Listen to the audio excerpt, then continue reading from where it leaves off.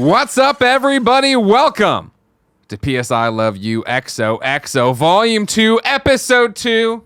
A big day of breaking news. I'm one of your hosts, Greg Miller, alongside the OK Beast, Blessing Adeoye Jr.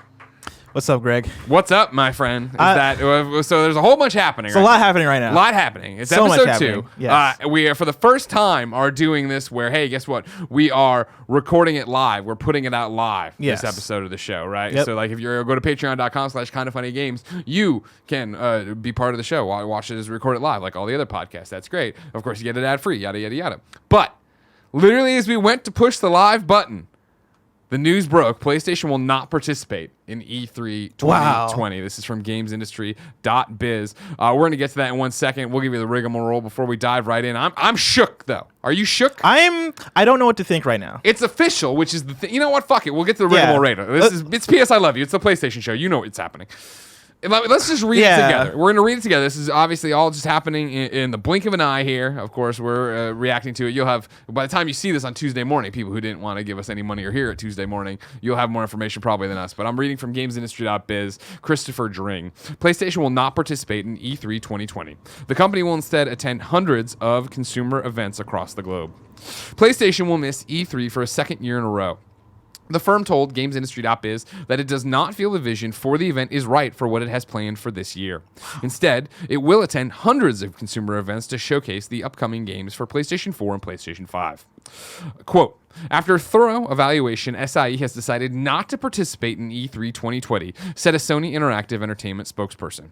Quote, we have great respect for the ESA as an organization, but we do not feel this vision of E3 2020 is the right venue for what we are focused on this year.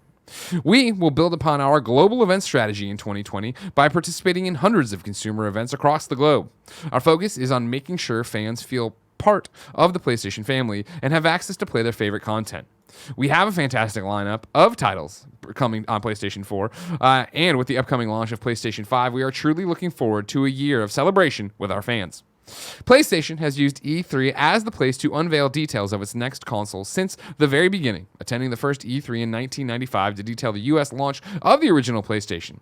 The company's success at E3 2013 was viewed as a major moment in the build-up to PS4, which resulted in Sony reclaiming its market leadership from Xbox. However, E3 organizer the ESA has struggled to satisfy all of its members who have been split over what they want the show to be. Some publishers, such as EA and Sony, want to see E3 become a fan celebration of games, whereas others would rather the event remain an industry-focused affair. The ESA has tried to satisfy both groups by introducing some consumer elements to E3, but with limited success. I have so many questions. Lay them on me. What do you got? Is Sony just never coming back to E3? That's my first question. It's the ongoing question, and I know it's. I don't need to be one of the prognostics. How long will E3 be around?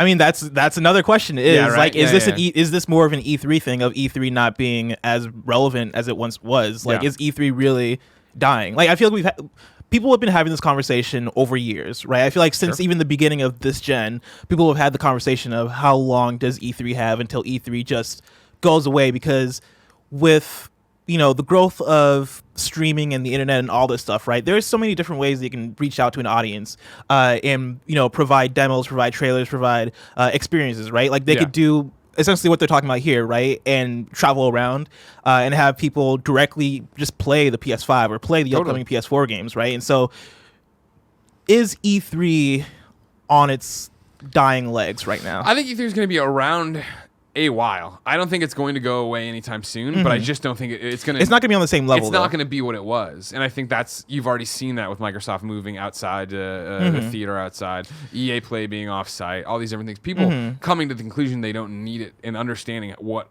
age we live in, right? With being able to talk directly to your consumers, with being able to throw your own events, for PlayStation, having these state-of-play videos, right? To just get out there and do all the information. Do you think that they do a state-of-play during E3, or do you think they just don't activate like they did last year? See, this is interesting, right? Because of course, there were rumors that this was coming, that there was going to be an announcement today.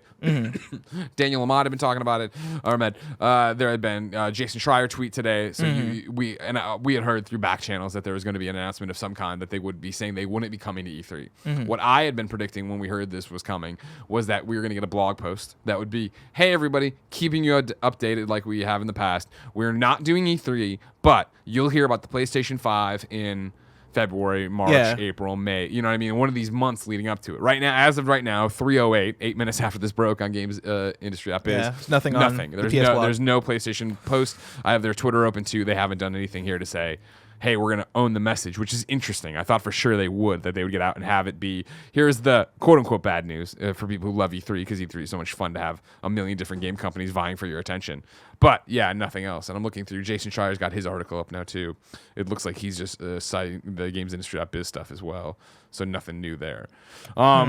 Yeah, so removing E3 from it, the question then becomes, when do you think where are we, Blessing, what are we doing with PlayStation 5 and the announcement there? I mean, I think they'll do an event. I think the event will be, I mean, my guess is post-March-ish. Like me and Tim had this bet on a Games Daily, I think it was last week, where, he's still thinking February. I think for me, after me and you have had talks on this podcast and on Games Daily, I think,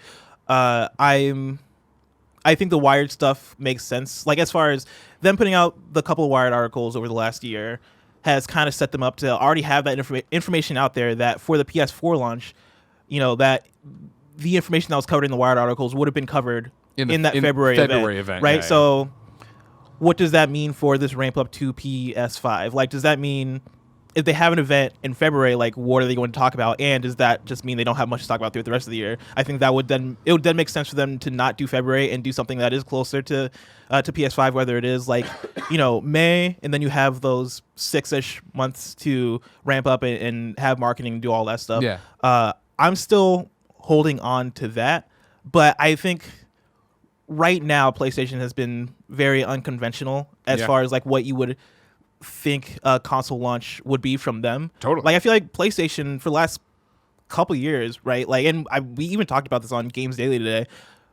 PlayStation for me has been traditional PlayStation for the last couple of years, with like the exception of like the Wired articles for this console launch. But as far as like, kind of not appearing at E3 and kind of like playing their cards close to their chest and like the whole crossplay debacle, like you've kind of seen PlayStation revert to like old PlayStation, like early PS3 PlayStation. That's been a worry. But right now, it seems like they're just like doing their own thing entirely in a way that I can't really put myself in the headspace to think what they're thinking. Like, what is the approach here? Because they could put out another Wired article that just has more information, in February. Yeah. Right? Or they could do an event, or they could do a state of play. The options are on the table. The closer we get to this, and now having this officially confirmed they're not coming to E3, I feel you're not going to get a February event. I think that's too early. And I think the February event, as we've said, right, has been superseded by these Wired articles. The February event, if you read the script of what Mark Cerny says on the stage at the February event, right, it reads like the Wired article in terms of like haptic triggers, and here's how we're load times, and this, that, and the other, right? To get to a February event, I don't think you're going to reveal the name that early. I don't think you're going to reveal pricing that early. I feel like you let it cook closer to E3. I don't think you do it during E3, because the whole point of this is you want to own the moment. You want it to be yours. And so like, then you think May probably, right? To get out in front of all of it, do something. I'm very interested, because I feel like for them last time around, going up directly against Xbox worked entirely to their favor. Exactly. That was the thing for them, where Microsoft came through. They tripped up on the messaging. They tripped up on the pricing. They tripped up on multiple fronts. PlayStation being the same day. I think it was the same day. Yeah. It was, later in the day. Well, no, it was the next day. The next day. Yeah. Was Microsoft Wasn't it? Sunday? Am I wrong? I feel like no, it might you're have right. been It was Monday. I'm confusing it. Because Microsoft changed to Sunday over the course of this You're gen. 100% correct. But I think it was Monday morning. Microsoft goes and they, put out all the information. People are like, okay, we'll see. Yeah. And then Monday night hits. PlayStation busts out the price, all this stuff, right? And I remember vividly the Jack Tretton smirk. As he's announcing all these things. Yeah, he knew he was the knockout punch. That worked so well to their favor in a way where I'm shocked that they are getting away from E3 when that worked so well for them for PS4. And theoretically opening themselves up, right? If you figure they have their event and they own the day anywhere before Microsoft's press conference, they get to come out and they get to dunk on them. Phil gets to come out and say, you might have seen this, but this is what we're doing, and this is why we're great. And I feel like this time around, that is like a real fear, right? Sure. Like, Microsoft has learned from their mistakes. They have been correcting those mistakes over the course of the whole console generation, right? They've been building up to this moment. And so for PlayStation to possibly go first, with like the big dump of information, whatever that might be. Yeah. Or even like, there's a chance. Little dump. Maybe it's just a bunch, tiny little dump. A bunch of little dumps could also happen. Yeah. I'm just curious on kind of where their head is at with that. I'm also interested in the them saying they're doing hundreds of consumer events to showcase upcoming games for PS4 and PS5. Yeah.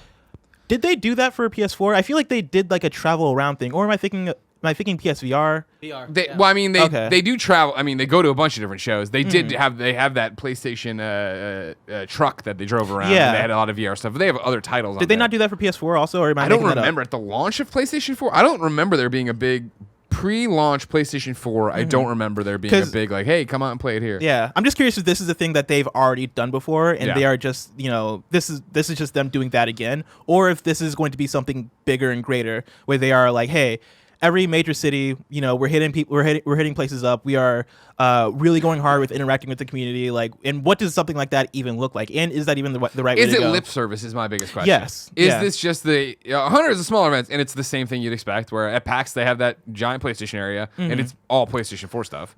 Because you can't, you won't be till you're not gonna see a PlayStation 5 game out there until they've done their big reveal, right? Until they've gone out of their way to make a giant moment of that. So, since press isn't going to be able to go to E3 and play PS5 games, right? Do you think Sony then just like? Do you think Sony has private events for press, or do you think they like visit different outlets? I think that they basically are going to do their PlayStation 4 conference. What would be their E3 conference? They're going to live stream that and do it somewhere. And even if maybe it's a state of play where it's going to be a packaged full-on video, but yeah, press will be invited the exact same day to come watch it somewhere and then go play it right away. Like I think that's how you have to do it. And it gets so interesting of when do you do that, because it is always. I immediately start trying to put it all together of how you do this, right? If I'm doing this and I'm skipping E3, I don't think they want to be part of E3. So I don't think they want to do the PlayStation State of Play thing Saturday night of leading into E3. Yeah. EA Play goes in the morning, they go in the evening. They're right there. I guess you could, and it would make sense that everybody's around there. If you did May, you could do Judges Week, do an event in Santa Monica, right, where it is like, all right, cool, we're showing all our stuff there. But even that is usually tied to E3. There's ways around it, I guess. If you just threw an event at night, nobody's going to say no to going to that. Like, yeah, where you get it out and how you reveal it is the big question. Do you think this is the right move? That's another great question, Blessing. Because we can't really tell right now. Here's the biggest thing about it is that with everything they're doing, including skipping E3, the way they're rolling it out, and everybody's like, this is non-traditional. This is not the normal way to do it, right?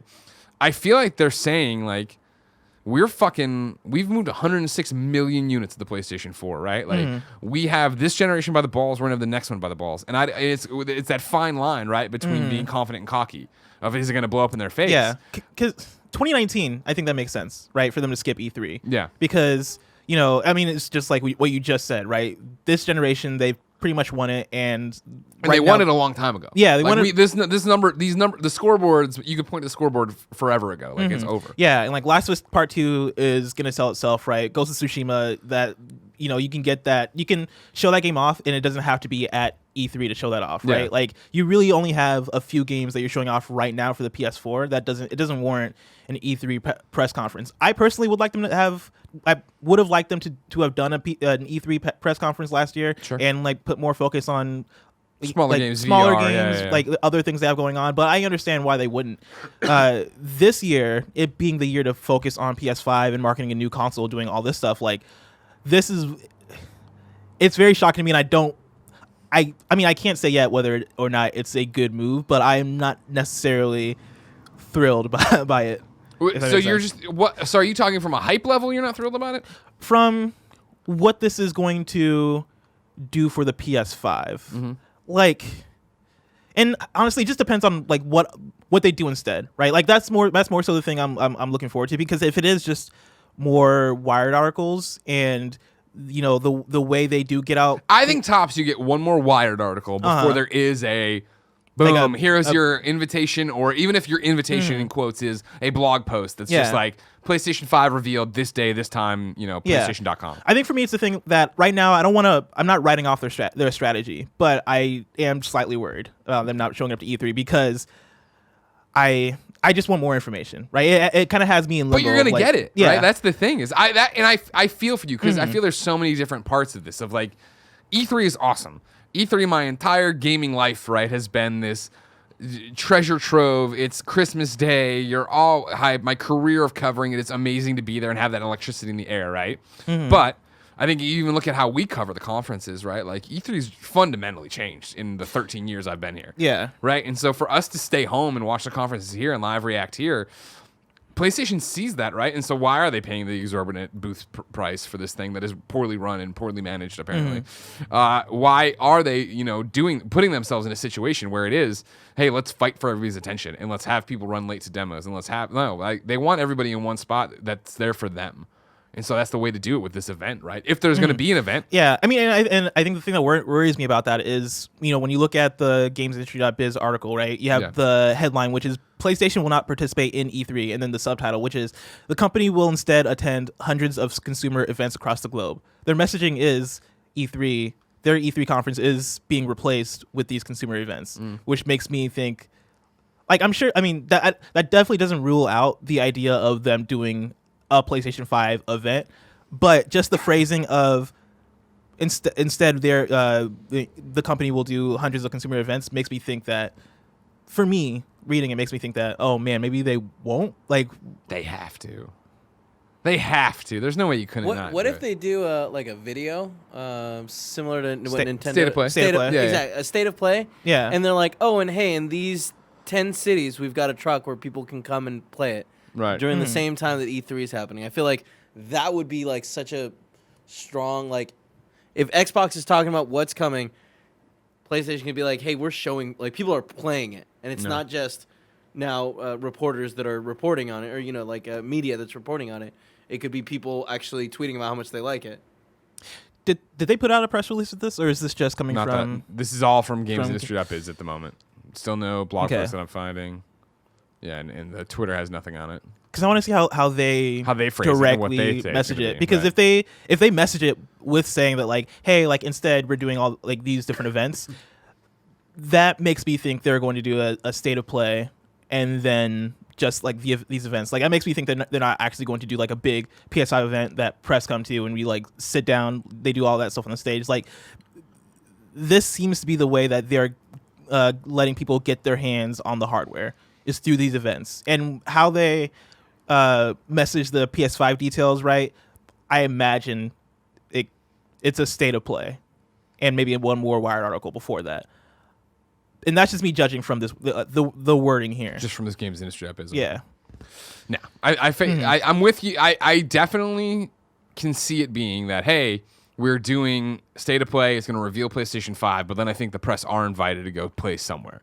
You still need that, right? I don't. It's like, IGN's not going to go to the truck or whatever in Union Square to go fucking play this stuff. Do you think it could be like the Last of Us Part 2 event, where last September it was a State of Play to get out?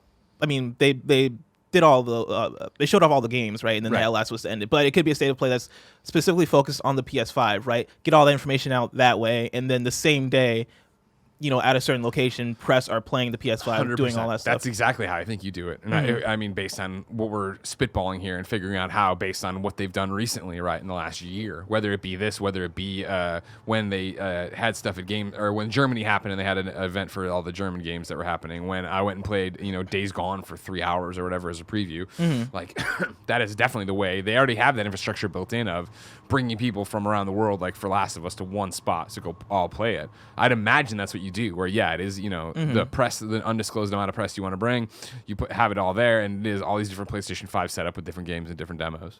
If they go about it that way, do you think that is the right decision as opposed to doing the E3 route?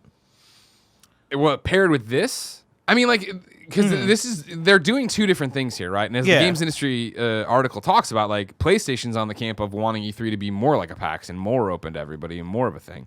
I think it's so impossible. Because I remember last year, right, with the wow, and jumping around, like when they announced they weren't going to E3. And it was this conversation. And I remember what I kept saying was, it might pay off that they don't go because everyone sits around that E3 and goes, man, it sucks that PlayStation's not here. You know what I mean? Oh, there was that. I think PlayStation didn't have much to show last year. It would have been the same games we've seen a lot. So that's why that you back off of it, right? I think this year it's the same thing. And especially if they go big before. And again, like, if you go before, and I'm still saying you want as much time as you want, so I'm saying May. You go in May, right? You do the state of play that shows it, gets everybody hyped. You do the press event there, everybody's there, and think about that. For 4 hours, maybe, I mean, if it's an event somewhere off-site, maybe in like New York or whatever, you're going and you're maybe even staying over, so it's like 8 hours of just playing PlayStation 5, just fucking around with the controller. You know, I sit down and I'm getting a rundown of what the new PSN looks like and how that shit happens. That is time. That is a resource we're always running out of. And at E3, you do not have that time. At E3, right, it is, you send one person, two people over to Xbox. They play as much as they can. They come back with like demos and impressions they've done. They did 7 different games. They got 10 minutes with each one of them. Then they had to run to their next appointment. And it's all kind of garbled. Like, I feel like you could have a very interesting setup of coming in. If you do this, preload it beforehand. All this stuff happens before with the press, let alone the fact that, like Kevin's saying, it is that they do this in May. Here's before E3. The trucks are rolling out. You can play it throughout this summer all over the place, right? Like, it is actually out there for you to go play the game if you're a normal person. And then press goes into E3, and it is, I am running around seeing a million Nintendo games and Xbox games, but I'm only getting 30 minutes with Nintendo, and I only played one thing, and Tim only played one thing. When we're talking about our impressions, especially for Xbox, then of what's coming to the next generation, suddenly you have reporters who went and have 10 games they're super stoked for on PlayStation 5 versus the few they got to play at E3 and eke out in this conversation and argument. Interesting. I'm on the edge of my seat with this news. I'm still not convinced that this is like a great thing, but I don't think it's good. Full stop. What did you think of last year's thing? Like, because that was the thing. It was a big gamble. Do you think it paid off for them skipping E3? Do you think it was a good call last year, 2019? I mean, I'm mixed with it. I think overall, like, for Sony and what Sony like is right now, I think it was a good move for them because, like, there was no reason for them to show up to E3. Yeah. You know, like, the only reason that they would go is if they want to advertise a bunch of, you know, other games on their platform. Yeah. Which, I mean, I think could be great, but at the same time, sure. like, they don't miss out on much. And so, last year, I don't think them missing out on E3 is a huge deal. I think this year, like, I mean, this year obviously is a huge deal, but at the same time, like, it being a huge deal doesn't mean it's necessarily bad. But I'm also, like, not necessarily. We'll see how it pans out. That's kind of where I'm at right now. It's a fascinating time right now. It is. I'm very excited for what this year is going to be because and this is a thing. This is the conversation we've also had on KFG today. But me and Tim were kind of talking about how, and I think this might have been the post show. I think this was the post show that we were talking about. Patreon.com/kindoffunnygames. Yeah, there you go. There you go. We were talking about how the PS5 strategy and the Xbox Series X strategy is going to be very different, seemingly. You know, especially coming off of the news that Xbox isn't going to have generational exclusives starting off, right? Like, Halo Infinite will be on Xbox One, you know, and also be on PC, right? And there's not really going to be any game for the first year or so, right? First year or two, I think, that is going to only be on Xbox Series X. And me and Tim kind of had the conversation of, like, that makes sense for Microsoft because Microsoft is all about getting people into their ecosystem right now. They're all about the Xbox brand and having people engage with that brand, not necessarily just buy the box. Whereas PlayStation is all about getting people to buy the box. Like, they're all about, you know, having these fantastic exclusives that sell PlayStation 5, which I think, you know, for the conversation that we just had about 2013 and that E3 and PlayStation kind of giving it to Xbox during that E3 press conference, this time around, I feel like something like that is very much less likely to happen because they are kind of less directly opposed than they've ever been. Yeah. seeing how Xbox has been operating lately. And so like this year, I'm very excited to see what this year is, because I feel like you're going to see very different strategy. You're going to see a very different strategy from Xbox for sure. For PlayStation, I feel like you're going to see it kind of how they react or don't react to that, right? Like, does Sony still see themselves in direct competition with Xbox? And is that part of why they're not going to E3? Or like, is this them reacting to that and being like, well, we don't necessarily need to be at E3 because at this point, like, we know our launch, we know our games lineup, right? We know our studios, we know the quality of PlayStation, we know all this stuff, right? And so like, we can just do our thing and we'll be fine. I think it's the latter. Really? Yeah. Mm-hmm. I think it's the latter, not the former. Where I think you said it in there, right? Is that I think PlayStation thinks of themselves in another vertical, in another ecosystem, in another like world, right? Where it's still video games, obviously, but I when they think of their competitors, I don't know who they're thinking of anymore. And I know that sounds goofy. It's clearly they think of Xbox. They talk about Xbox, I'm sure. Yeah. But it's the idea that like it's this weird thing where both Xbox and PlayStation are doing traditional things and then totally non-traditional stuff. Where PlayStation's entire rollout of this is so bizarre and strange. And we're like, why is it on Wired? What are you doing? And meanwhile, Xbox is doing the exact beats you'd expect. Well, yeah. I didn't expect Game Awards. Yeah, I was going to say, that was probably the one surprising one. But like, it is like the normal thing where, hey, there's a giant stage, so guess what? There's probably going to be something from Xbox there. Whereas like, there's a giant stage, PlayStation won't be there. They're not going to do that. That's not what's going to happen. And so you have that, but then on the tech side and like what they're actually building, right? Xbox is being super weird and non-traditional all of like, no, first year at least, you don't have to worry about exclusives. It's not like that. Your Xbox One X will play games that we're pimping for the Xbox Series X and vice versa, which is crazy and awesome and rad. But like I said, months ago when we were talking about this, I'm like, I saw Xbox doing that, right? I was like, that's what they're going to do. They want this Xbox ecosystem they keep talking about. Whereas PlayStation is not. PlayStation 5 games are not going to work on PlayStation 4, right? And it's a big part of why they keep the same numbering scheme, I'm sure, is that you understand that. That's a different thing. At a glance, you get it of like, oh, that's a higher number. That's a different PlayStation. I know what that means. We've all been doing this long enough, even if you're just buying stuff for your kid, right? So now to see that, and that's what they're going to pimp it as, and again, it's like Spider-Man doesn't load and all this different stuff they're throwing out there. Like, that is so traditional PlayStation, right? Like, you know, but it's now this avenue of how are they going to deliver that information? Is it, you know, I think as we've talked about today, like, I wouldn't be shocked, but I do think it's going to be a state of play. They're going to be like, guess what? The PlayStation 5 state of play is coming. Because every time Sid puts up a state of play article on the blog, right? He's always like, here's what's going to happen to it. And it needs to be noted, we will not talk about our next gen plans, right? Like when they're finally like, hey, state of play is coming on Wednesday, the whatever. And guess what, everybody? It's we're talking all about PlayStation 5.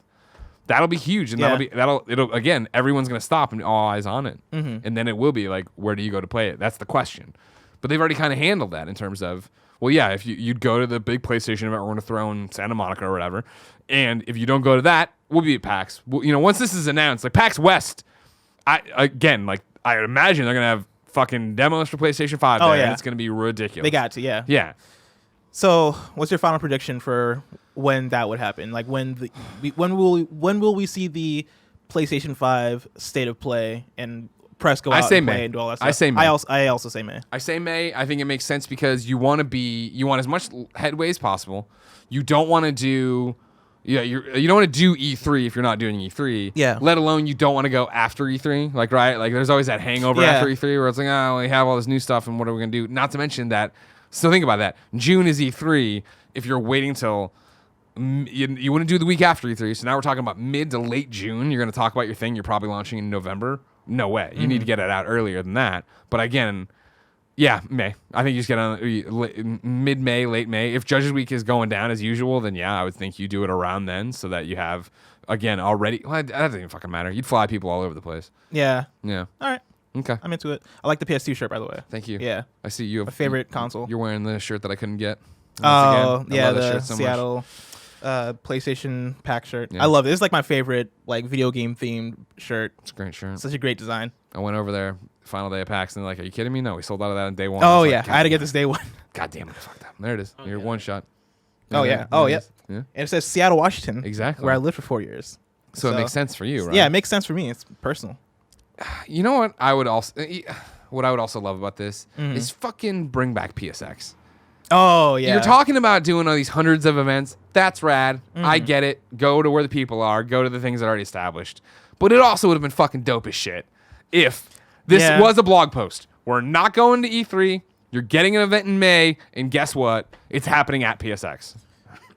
Like PSX, as in you're not talking about December. You're talking about like doing it. I think you can do it wherever, but I would do it. I still think that would be the fucking most raucous crowd you've ever heard in your life. If they did we're bringing back PSX, we're doing it in May, and it's going to be the reveal of PlayStation 5. Gotcha. And then afterwards, we roll up the doors, and you can go play those games alongside all the indies and VR and all the different stuff we're bringing to PlayStation 5. That would be awesome. Yeah. That would be amazing. Yeah. But to your point, that's old PlayStation.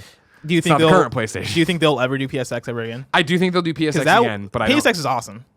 Yeah, and I imagine super successful for them. I hope so. You never know. The fact they didn't do it, they kind of just stopped. You're like, live events are hard, and it's hard to turn a nice profit on it. And especially because now you can just make a video, make everybody watch it on YouTube, and you just did everything that happened, right? Yeah. And you make profit off it. Sorry, what was that? I said, and you make profit off it. Exactly. Yeah, I would say PSX will be back. It's not this year. Even next year, I don't see it happening. Why not next year? Because I feel like that's when the gears are really going, and you have games to talk about and announce all that stuff. Not even announced, but games for people to check out. Because that would be 2021, end of 2021 if it's in December. Yeah. And you imagine by that time, like Spider-Man 2, possibly God of War 2, like yeah. I don't know. I feel like as slow as the ship it felt like was to turn from being the hungry, crazy PlayStation. You know, in 2013, that was like, here's how you share games. We're fucking dunking on everybody. Yay! You know what I mean? Adam and Gio and everybody's on stage. As slow as it was to turn away from that, hey, we're putting personality in everything, to where it is now of like, hey, there's a Wired article, a disembodied voice tells you about games, and that's it. And we're not doing any of the E3 or anything. I just feel like it would be equally as slow to turn back to, hey, we're doing that. Not to mention, like, you know, we're talking about all these interesting choices, these weird choices, and, you know, skipping E3 again, right? Doing another state of play because they've been doing it. You have to imagine for them, whatever the metrics of success are, they're hitting them, if not exceeding them. Yeah. And that's why they keep doing it this way, and why it is the idea of, like, you know, they faded everybody away to where, you know, you don't see, like, remember that Gamescom that was awesome where Shu came on stage and sat in a big chair and hit the PlayStation button and then played Little Big Planet, I think. Like, oh yeah, that was rad, but that's not how it is anymore. And it's fun. And there's no Jack Trenton, and even Sean Layden's gone. And it's just like, you got a brand now. We have a brand, and that's what you worship. I just miss it. I do too. Oh my god, are you kidding me? Like, I love it. And like part of my hope was that, okay, it's the end of the generation. You know, like what you said, they don't necessarily need to do these things at this point. Yeah. And so that kind of makes me hope that beginning of next generation, you start to see them bust out, you know, different weird ideas, right? Bring back PSX, you know, bring back the personalities, even though now they're pretty much all gone. Well, no, you got Shu's in Indy now. Greg Rice is over in the Indies. You got people floating around. Herman Holtz can be. Yeah, Herman comes out with a giant thing of beer from Amsterdam, just Corey talking Barlog. shit. Oh god, no, please no. Here's a question I have for you, Blessing Adeoye Jr. And it's gonna sound like the most loaded Sony pony question I could possibly ask. All right. Do you think is there enough gas in the world, Xbox's tank period, to come out and this start of this generation do the Hulk Hogan Andre the Giant slam and like knock PS4 on its ass at announcement level? Because the only way any of the things I'd love to see personalities, and I'd love to see this. The only way that happens is they have to be bested. Right now, they're running this race unopposed almost, where it's just like, we're going to do whatever the fuck we want, and everybody else will follow us. I mean, I think there's a chance, and here's my thing, right? And this is another conversation me and Tim were having in the post show for KFGD, is I think both Sony and Microsoft are doing the right thing, right? Like, Sony's doing the right thing, you know, by, like, they have the right strategy by having great exclusives that sell their boxes, and, you know, that's their thing, is they want to sell boxes, and if that works for them, and that's great. And that gives me great games, and so, like, hey, you're happy. Do your thing, I'm happy, right? Xbox, I think, is also doing the right thing by being like, hey, we're more than a box. We are services. We are the brand. We are games. We want to put our software wherever you want to get it, right? Yeah. If we could put it on Switch, we'll put it on Switch. If Sony would allow us to put it on PlayStation 5, hey, we would love to. We would love to, but Sony's not going to let him do that. I think both of them are doing the right thing. I think the advantage that Microsoft has is that they're being like box wise and software wise and platform wise, right? They're being so unconventional that you really don't know what's going to stick. Yeah. Right. They're being very, very experimental with how they treat this console launch so far. Like just looking at the games and like the cross-gen stuff and essentially what Xbox has come to be. You know, Xbox Game Pass, all this stuff, right? Game Pass, xCloud, right? Accessibility, yeah. And we're even talking about the leasing thing, right? Where you can buy an Xbox and pay for it monthly as opposed to paying for it upfront, right? Like just those little ticks right there can carry them, I think, a long way, you know, because they're giving people so many options and so many ways to play Xbox. Like I know there are a lot of people that are like, well, I'm not going to get an Xbox because I can just play all these games on PC. I don't think Microsoft cares that much. I think I think they're excited about people that want to play their games on PC because for them that is still Xbox, right? I think like you literally open up an Xbox app on your computer if you want to play Xbox games on PC. I'm pretty sure. And so I think with all that happening and Sony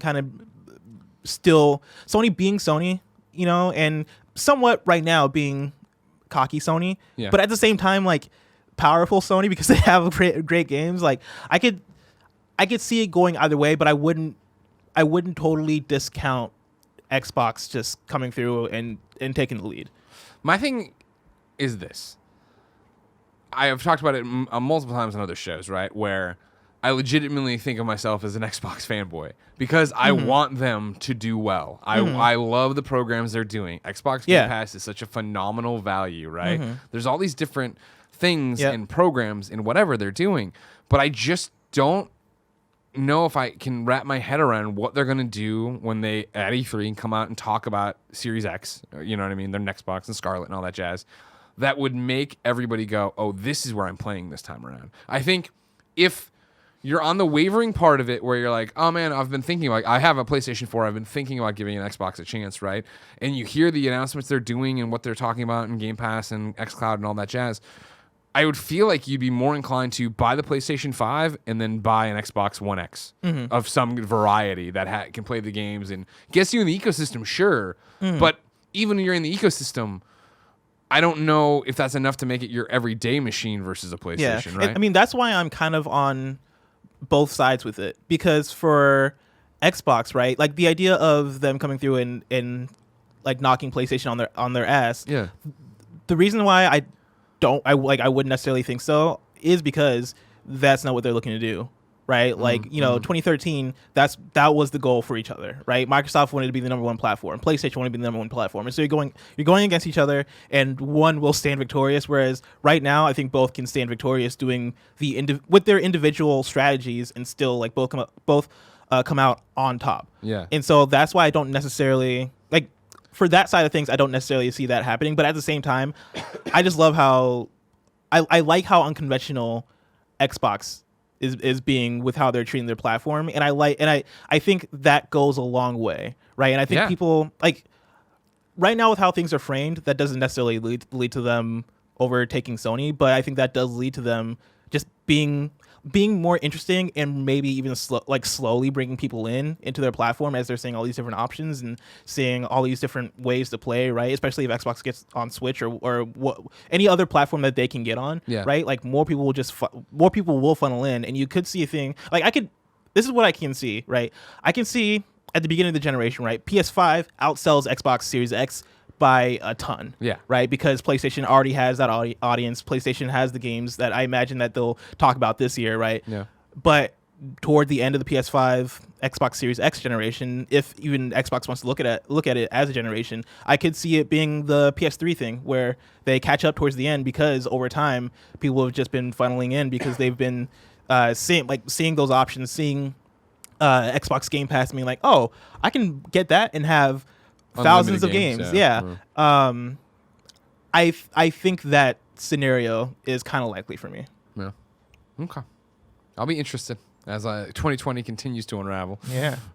Exciting year. That's right. Yeah. We're picked a right 13 year days for Kind of Funny Games 4.0. Yeah, you picked a good time to bring back PS I Love You. A lot of people were pointing that out today when we were talking about a bunch of other PlayStation exclusives. Like what luck. Right? Like last week it was the PS5 logo, which was like right after we recorded. But we still put it in the thumbnail. Yeah. Still had that. That was right too. CES, nothing. I mean, What? The logo, they put a 5 on it. Big deal. But that's still 4K Blu-ray. Come on. True. I'm just saying. I think what you said was nothing new. And no, I said nothing super news. I said you'd get something. So you get something new. But if anybody wants to, by the way, if you're watching live, I have kindafunny.com/you're-wrong open. You can go there and live correct us as we go. If you didn't know, ladies and gentlemen, this is PS I Love You XOXO. Each and every week, Blessing and myself get together to talk about all things PlayStation. If you like that, you should be part of the show. Patreon.com/kindafunnygames. You can go there to get your questions in, get the show ad-free, get it early, including watching while we record it in case anything else breaks. You can also get it then over there on patreon.com/kindafunnygames with the exclusive post show. Today we're going to be talking about PlayStation skipping E3, Peace Walker impressions, and more, of course. Remember that patreon.com/kindafunnygames keeps the mics on, so go there to get your questions on the show. Ad free. I already talked to you about all that stuff. Remember too that this goes up, of course, youtube.com/kindafunnygames. It's got ads there, no post show. Same thing with podcast services around the globe.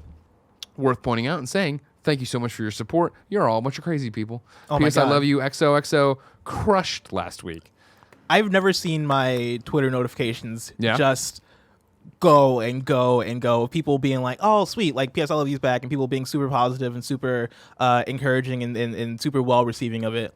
So thank you, everybody. I really appreciate that. Yeah. Even though I am distraught about one tweet I saw that kept me up very late. What was it? It was, I forget the name, the Twitter handle, but it was actually a person that came through, and they were like, this Bless guy seems really cool, but he needs to get his PlayStation cred up. And I read that, and I was like, listen, all right, Mr. And hasn't played Horizon. I've done what notable PlayStation personalities have not done. Don't start throwing stones from your glass house, brother. Don't start. I beat Persona 5. Mm-hmm. Oh. I'm just saying. Wait, you beat it? You didn't just play like... No, I played 35 hours. I played 120 hours of Persona 5. That's a lot more than 35. A big PlayStation exclusive that came out in 2017. Something more than certain PlayStation personalities are willing to do. That's all I'm saying. 3 times as much. Oh, wow. Wow. Did you play Nier Automata, Greg? Not to completion. Did you? Yes, I did. I did all the endings. Not all the endings, all the major endings. But I did play it. You're one of these. And at the time, it was a PlayStation exclusive, even though it's on Xbox now. But at the time... Is that good? Is it good? Oh God, it's probably my top 10 for this generation. Yeah. The thing is, it's really weird. Like it takes some effort to get into, but once you're into it, like you're really into it. Like the story is. I've seen a lot of cosplay people do that outfit. Oh, the 2B outfit.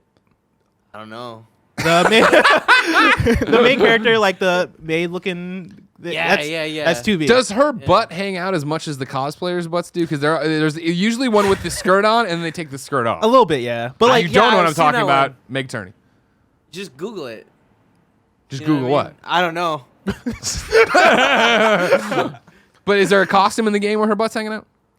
I mean, I think that's just the main costume she wears. Yeah. Oh, okay. Yeah, but it's not like. Let me look this up because I don't remember. It sounds like a good game. I don't remember seeing her butt that much, but at the same time, I'm pretty sure. I'm pretty sure there's write her name or the name of the series. I don't know which one it is. Nier Automata. And then write naked. No, I'm not writing that. You won't regret it. I promise you. Jesus, Kevin. What?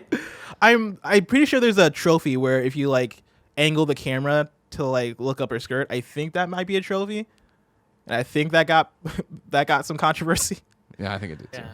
I didn't know you're a pervert. You know what I mean? Playing a pervert. Hey, He was man. trying to get a platinum, right? It had a great story. He was. Did you get the platinum in it? No, Exactly. I didn't. I mean, he was working his way there. I mean, I wasn't really even thinking about the platinum. I think that was the game where you could like buy the platinum. But See, okay, well, this is official merchandise. So is that outfit in the game somewhere? maybe. Because that's the one I see all the cosplayers Wow, do. if that outfit's in the game, I gotta play some more. I gotta get a replay. I got one going. Get another ending. That That sounded way dirtier than that meant. it works. It works It the does way you work. want to slice it. Don't worry about it. Remember, yeah, like I said, the podcast feeds are up there. You guys were killing on iTunes. We were on #1 on Leisure for like multiple days. Please, if you are out there using podcasts, go on and give us a like, subscribe, share, leave a review, 5 stars, all that jazz. If you hate the show, don't bother. Don't do that at all.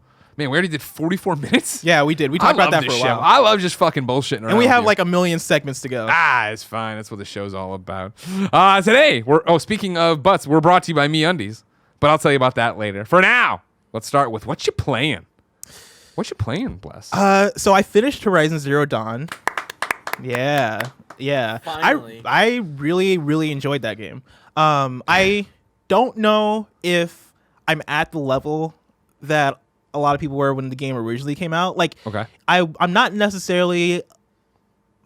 Did you get to the moon? No, I don't think you can go to the moon in that game. I think you lied to me. Kevin last week was saying that the game takes place on the moon, and the whole time I was like, does it? Like, if somebody says that this is the moon, I'm like, I'm totally in. I'm sold. Turned out they just terraformed the moon. You like see the Earth. Yeah, I'm at the like, very end. That'd be awesome. yo, this is wild. Yeah. Can't believe this is the moon. I wasn't necessarily blown away by Horizon Zero Dawn. Like, for me, it was.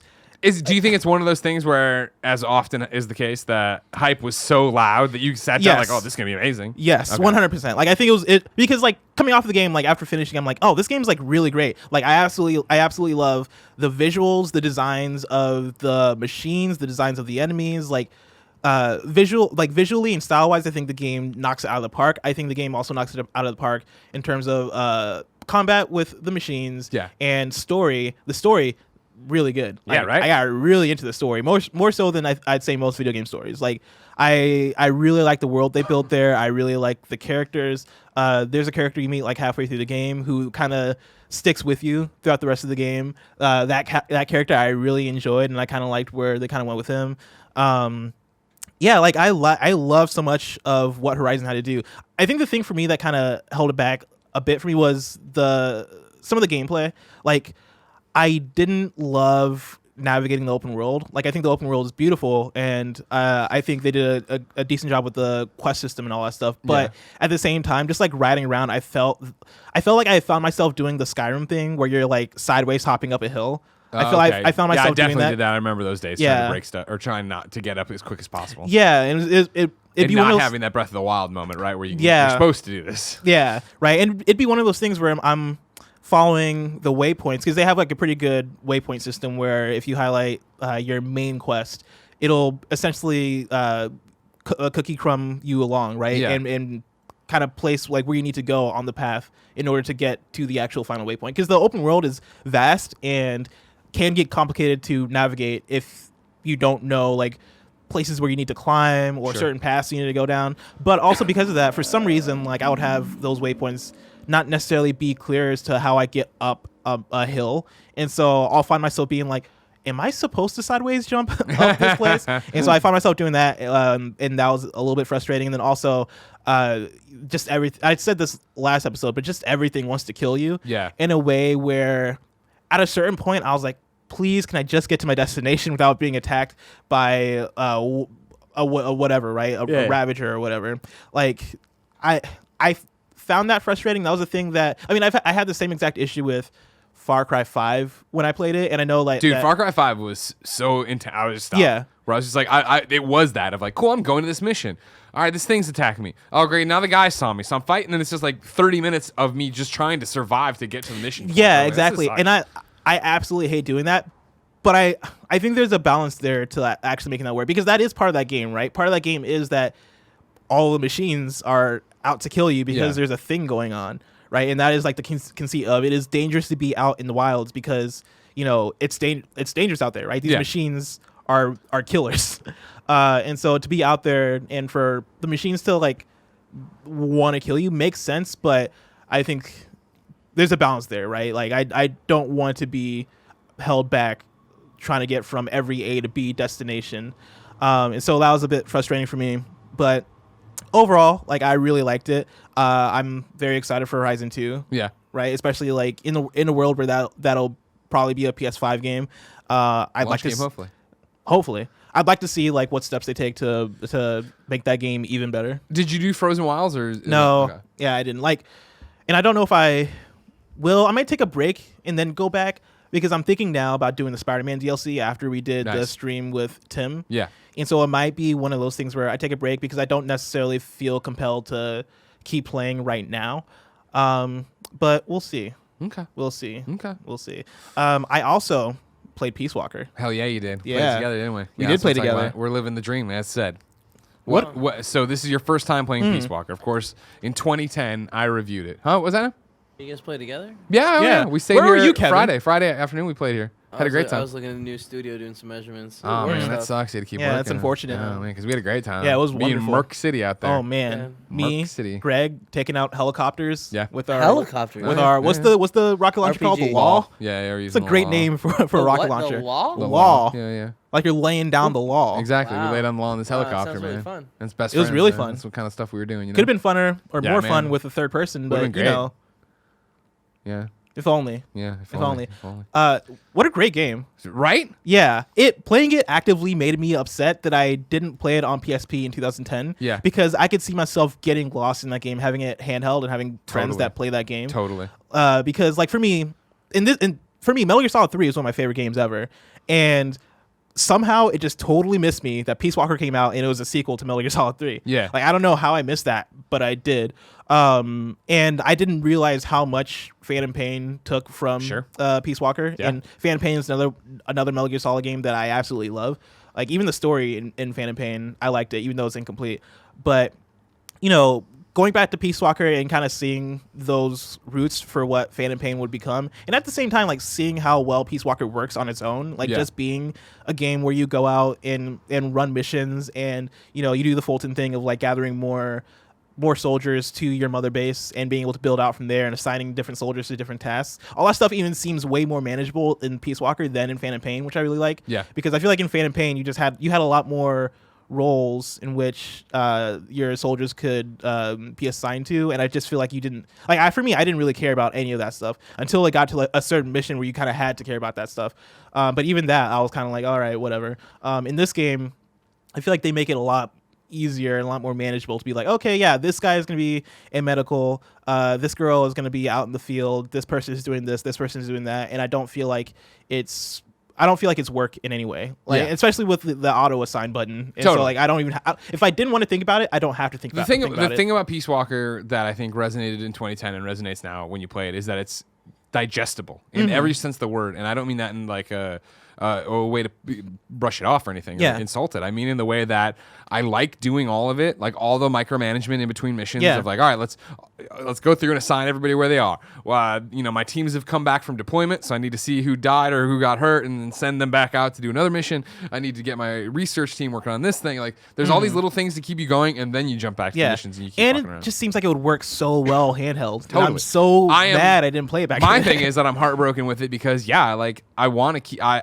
This is all I played this week. Like, I'm definitely off the wagon, crazy about Peace Wagon. You going for that? Peace Walker again, Peace Wagon. You going for that platinum? I've been burned by Metal Gear Platinums before, as you know. All right? I've drank so much of the Peace Walker Kool-Aid that, yes, I'm very interested in trying to get the platinum. And the hope would be that when I do that, I go back to Phantom Pain and try to stop what broke me. Well, remember when we looked at it last week? We looked, and I'm not that far off. I just got to S-rank these missions. I feel like I've heard this before. You have. This is I fall for the siren song of Kojima Platinums quite a bit. We'll see what happens. But what I want to do is I have my verdict here from 2010, my IGN.com review, a 9.5 out of 10 over at IGN.com for Peace Walker. Here's what I wrote. Here's the thing. I could write another 9 pages on Metal Gear Solid Peace Walker. I could do it with ease.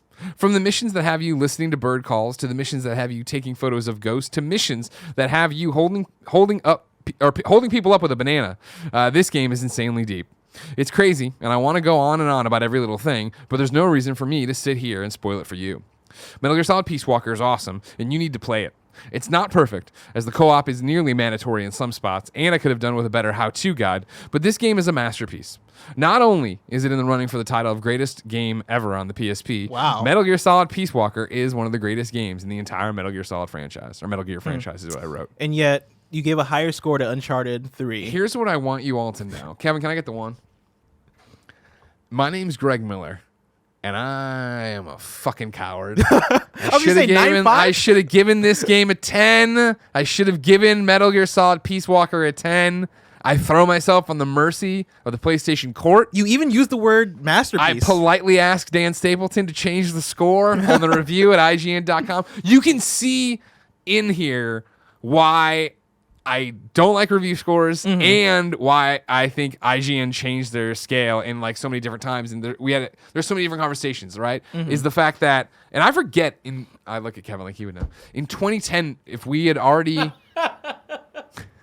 kindoffunny.com/you're wrong. I'm pretty sure in 2010, we must have in 2010 been using the 25 point scale or 20 point scale, right? And that's why I gave it a 9.5 and not like a 9.8 or a 9.9, right? We must have retired that.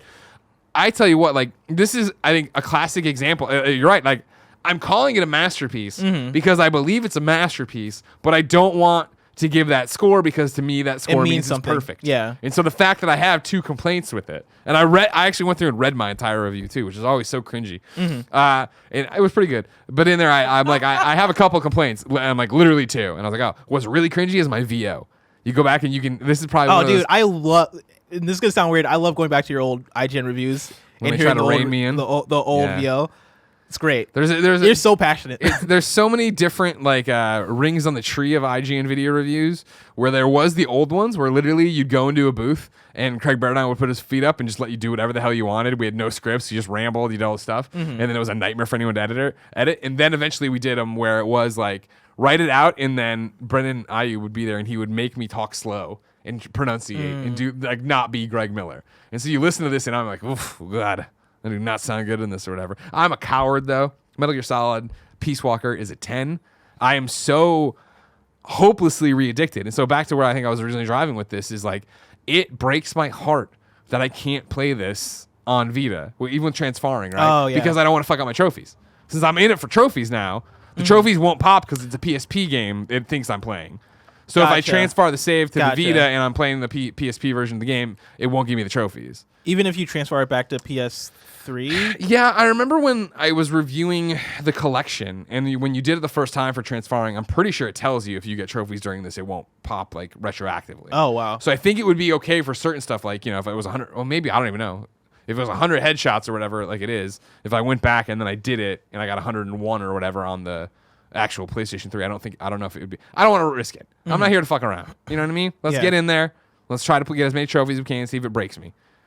But goddamn blessing. Dude, what a fucking game. I'm excited to play more. I also want to give a shout out to the story of the game, which I was not expecting to really grab me, but so far, like, I can understand why this is Greg Miller's perfect game because the cutscenes are just comic book panels.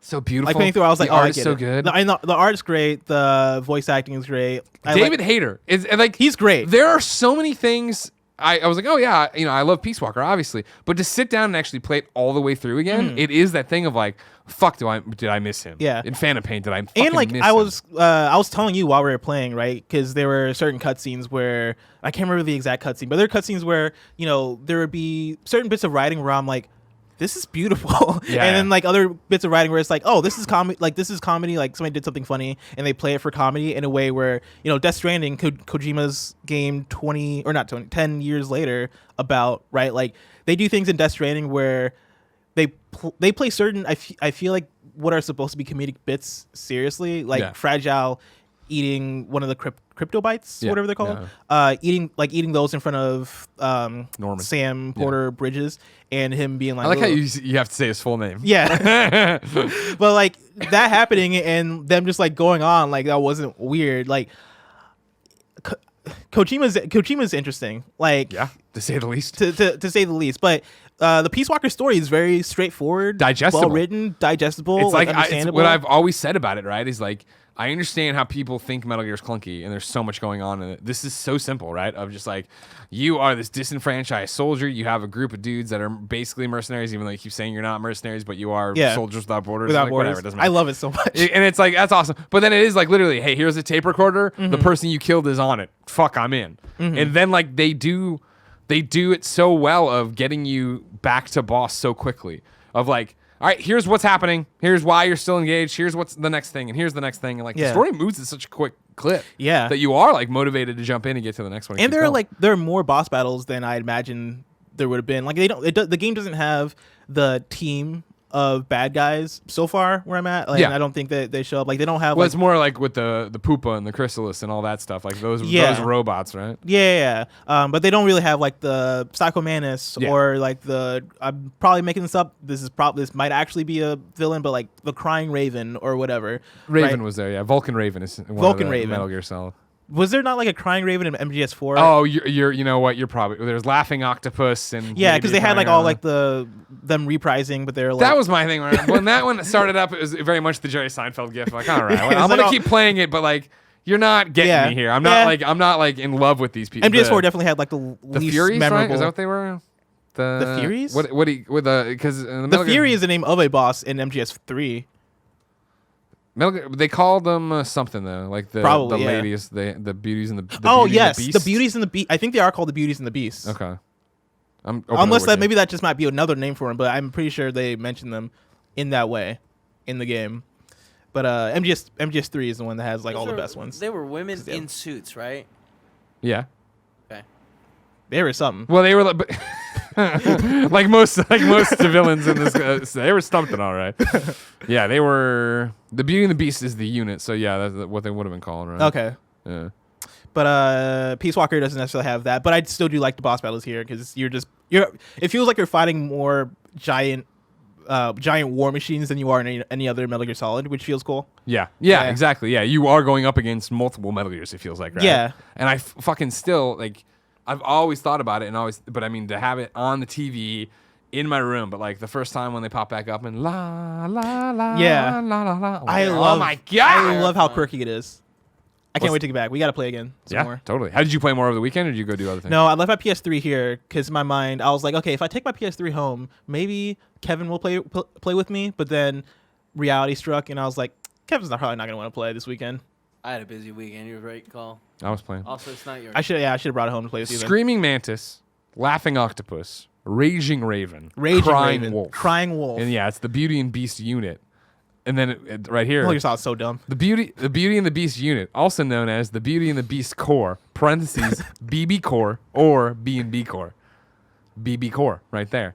Yeah. And I also I was laughing to myself too because you forget all this shit, like right in the game when Cold Man pops up, I'm like, oh, there's Dead Man's long lost brother, Cold Man or whatever. You know what I mean? Like it's just like I highly recommend Video Game Donkey on YouTube has a video that is Metal Gear Solid explained, and he goes through all the games, and everything he says is accurate and hilarious because it makes you realize how stupid Metal Gear Solid is, but also like how great it is. His videos are so good. Oh, Donkey is awesome. Yeah. He's amazing. Shout out to Todd who wrote into You're Wrong, kindoffunny.com/You're Wrong, and says, according to IGN, they used the 20-point scale from 2010 to 2012. So that is why I got into my own fucking head. Should have done it. I also think that memory serves, and you can correct me on this if you can dig it up. I'm pretty sure at the time it wasn't even Masterpiece was 10, right? Right now it's Masterpiece if it's a 10, right? At IGN, I think it was Master Full back then still. Unless we had redone that too at the time. That makes sense. I'm a coward. You know what I mean?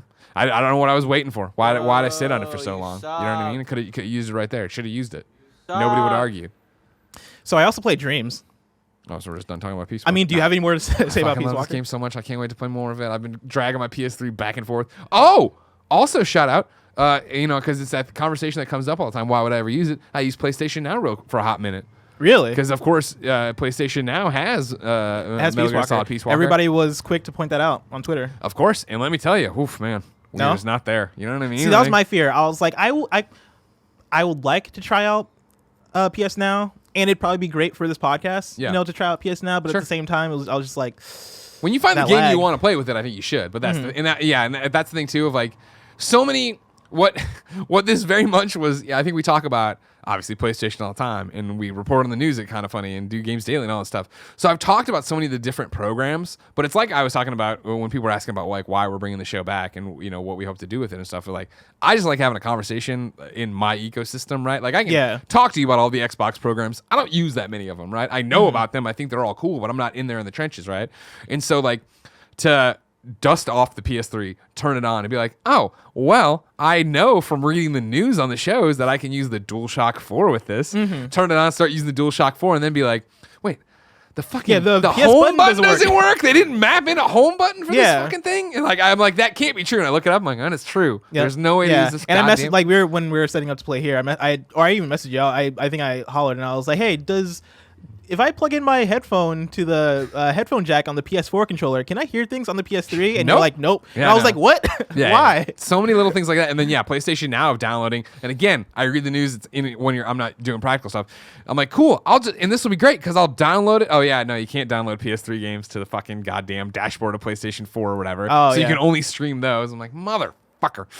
And so there's just enough lag where I'm like, no, can't do this. Sorry. I'll drag the PS3 back and forth to my house every day. Yeah, that's where I'm at. All right, sorry, you're playing Dreams. I want to introduce something. Kevin, I sent you some things to control. I want to introduce a segment within a segment. Whoa! Yeah.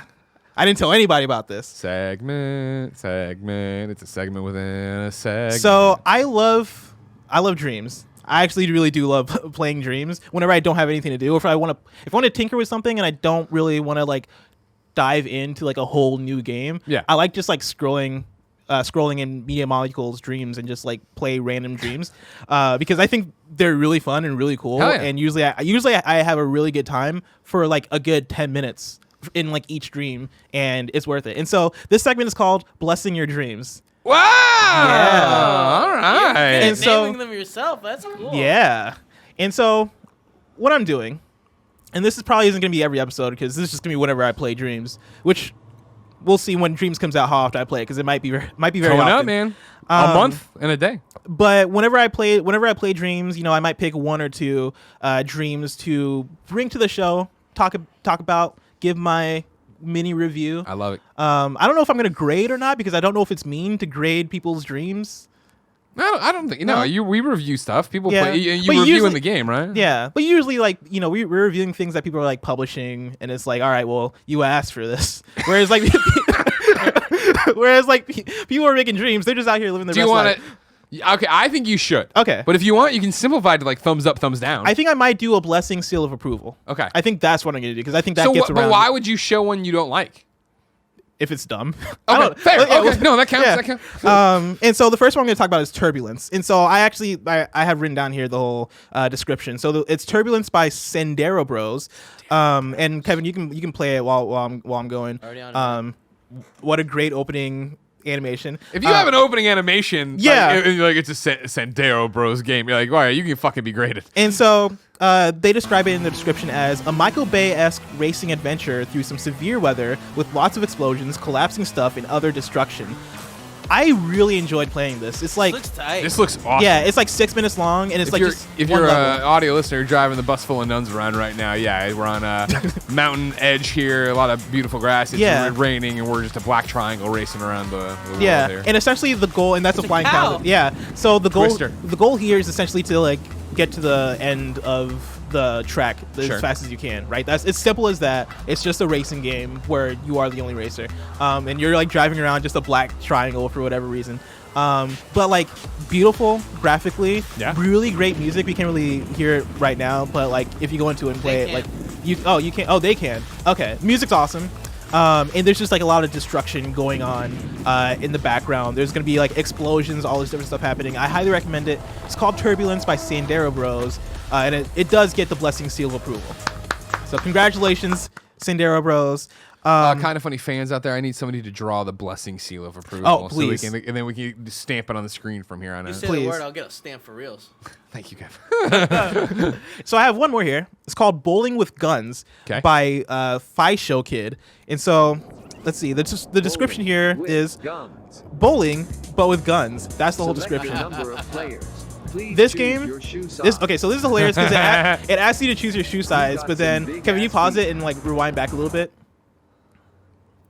Right here, right? It says choose your shoe size, and when I got to the screen, I was like, huh, interesting. And I read the whole thing at the bottom, and it says your Euro shoe sizes are listed. If you are not familiar with the continental European system, please find a conversion chart online to find the Euro equivalent to your non-Euro shoe size, or just choose a random size. TBH ... Shoe size literally has zero effect on gameplay, so it doesn't really matter. And I read that, and I started cracking up, and then I cranked my shoe size all the way up, and I pressed go. And when I pressed X, there was like a voiceover that was like, "You got some big ass feet." I laughed super hard at that. And so if you go ahead and click play, the whole thing of the game is you're bowling, but you're bowling with a gun, and so you literally just shoot the pins. You aim your reticle and shoot the pins, and that's the whole game. Awesome. Now, I do have some issues with it. Okay. The physics aren't all the way there. Sure. Yeah. And honestly, that's probably my only issue is that the physics aren't all the way there. Is this your footage or is this somebody else? This is something else. Okay. This is just a YouTube video. Gotcha. But yeah, I just want to give that a shout. It doesn't get the blessing seal of approval, but Womp womp. if you want like a quick fun time, like it's not bad. It's pretty fun. But there you go. That's awesome. Bowling with guns. New segment. I know we talked about this last week, but I'm still there. Like, I see this and I'm like, fuck, I want to fuck around with dreams tonight. I'm like, no. Wait till it's actually out. Get trophies. Oh, yeah, okay. You know what I mean? Like, why? I don't want. I can open it up on the 14th and just have a bevy of things there. It's already gold. I don't agree with it, but I respect. Thank you. As long as you can respect the obsession, that's all that Is matters. the VR working? I can't remember. Yes. We talked about that last week, and I think the post show. No. Somebody wrote in and said actually the VR works. I can't remember where. But how would they have written? Yeah. Anyways, no, VR works. Yeah, we said that maybe it was Games Daily. Maybe it was Games Daily when we talked about it going gold. Possibly, because we did have instant interaction that was wrong, which we wouldn't have had last week because that first episode of PS I Love You wasn't aired live as we recorded it. Unlike this one, patreon.com/kindoffunnygames. This episode of PS I Love You XOXO is brought to you by MeUndies. Love is in the air. Grab some Lysol. Just kidding. Even though this is a made-up holiday, it's still really cute. It's also the perfect time to show that someone special in your life how much you care by getting matching MeUndies. MeUndies has the most adorable Valentine's Day prints to get all lovey-dovey with this year. And don't worry, if you don't have a boo, MeUndies also makes buddy bands so you can match with your pet, which is honestly more important than most people. I would never say Portillo's more important than my wife, but they are up there on the list. I mean, once you get past them, you know, number 1, number 2, whatever it is on the day of where they rank, then you got number 3, Kevin. Everybody else, who cares? Doesn't matter. Right, Kev? Right. Love you, buddy. As you know, I only wear MeUndies. What color am I wearing today? Hold on. Oh, pants are tighter than I thought they were. I'm wearing polka dots. Wearing my white polka dots today. If you know, I bought MeUndies and I liked them so much I threw away the rest of my undies and bought more MeUndies, and now I only wear MeUndies, including, of course, their onesies and pajama pants, which I adore. They are soft. They are great. They don't get you too hot. It's just what you want from things that are touching your sensitive parts and doing everything else. Now, as I often like to point out, remember, I'm telling you this is a Valentine's Day ad, which is your reminder that Valentine's Day is coming up, which is also going to point out that you're probably going to forget about Valentine's Day until it's too late. So I want you to pull over and use this MeUndies deal, right? So what the idea is this is the offer. MeUndies has a great offer for my listeners. For any first-time purchasers, you get 15% off and free shipping. This is no-brainer, especially because MeUndies has a 100% satisfaction guarantee. To get your 15% off your first pair, free shipping, and a 100% satisfaction guarantee, go to MeUndies.com/PSILY. That's MeUndies.com/PSILY. Remember, you're going to forget about Valentine's Day. Don't forget about Valentine's Day. Your significant other will think this is really cute. Your dog will think this is really cute. If you really just want to creep somebody out, send them to a stranger. You get one pair, you send the matching pair to a stranger, and you say, now we match. And man, where we match now? Hijinks ensue. Blessing. Yes. Of course. Those are just a smattering of games we've been playing. The real games we played this week are part of 104 PSN games ranked. If you don't remember, ladies and gentlemen, we debuted a segment in our debut show where each week we're going to read through the drop on the blog and pick a different PSN game to play. The next week we report back and rank the games in one ridiculous list. The rules are simple. We can't pick the same game. We can't pick something that's AAA, and it shouldn't be something we're going to play anyway. So, like, no after party. We wouldn't have done that or whatever. Last week, I picked Brain Breaker. You picked Graveyard Keeper. Picked is a weird word because there are only like 2 games to pick from, and you picked first. I did. Well, that come on, age before beauty. You know how it is. Who's going first here? I'll go first. Okay. I'll tell you a little bit about Brain Breaker. Kevin, if you want to find Brain Breaker PS4 footage and toss it up, that'd be great. Man, we made fun of it, all right? Because if you remember, it was the Brain Breaker 4K Christmas holiday pack, whatever, screensaver thing. So it came with a bunch of like theme backgrounds or whatever that I could put on my PlayStation, which I did not do at all. Instead, jumped right into Brain Breaker here. And let me tell you, this game is worse than the video we watched last week. Really? Because Because you know how it was like, it's different mini games, right? Of like, you gotta catch. Yeah, this is it. Thank you so much. Well, this is easy, right? So this is not. It will not give you an accurate representation of what you're about to get into. But if you want to show it, right, you get in there and like, there's these different games. There's this one that you see right now, which is a balancing act. Your little character is on the teeter-totter, and you've got to rock it back and forth. Then there's another one where you have to basically move this bowl around and catch them as they fall from the sky. And then there's the other one, which is the vertical one. That one right here, where the guy's going up and down, and you got that. On easy mode, you look at this and you're like, man, what a crappy game. You know what I mean? Like, this is pretty easy until you blow up or whatever happens. That's not really the game.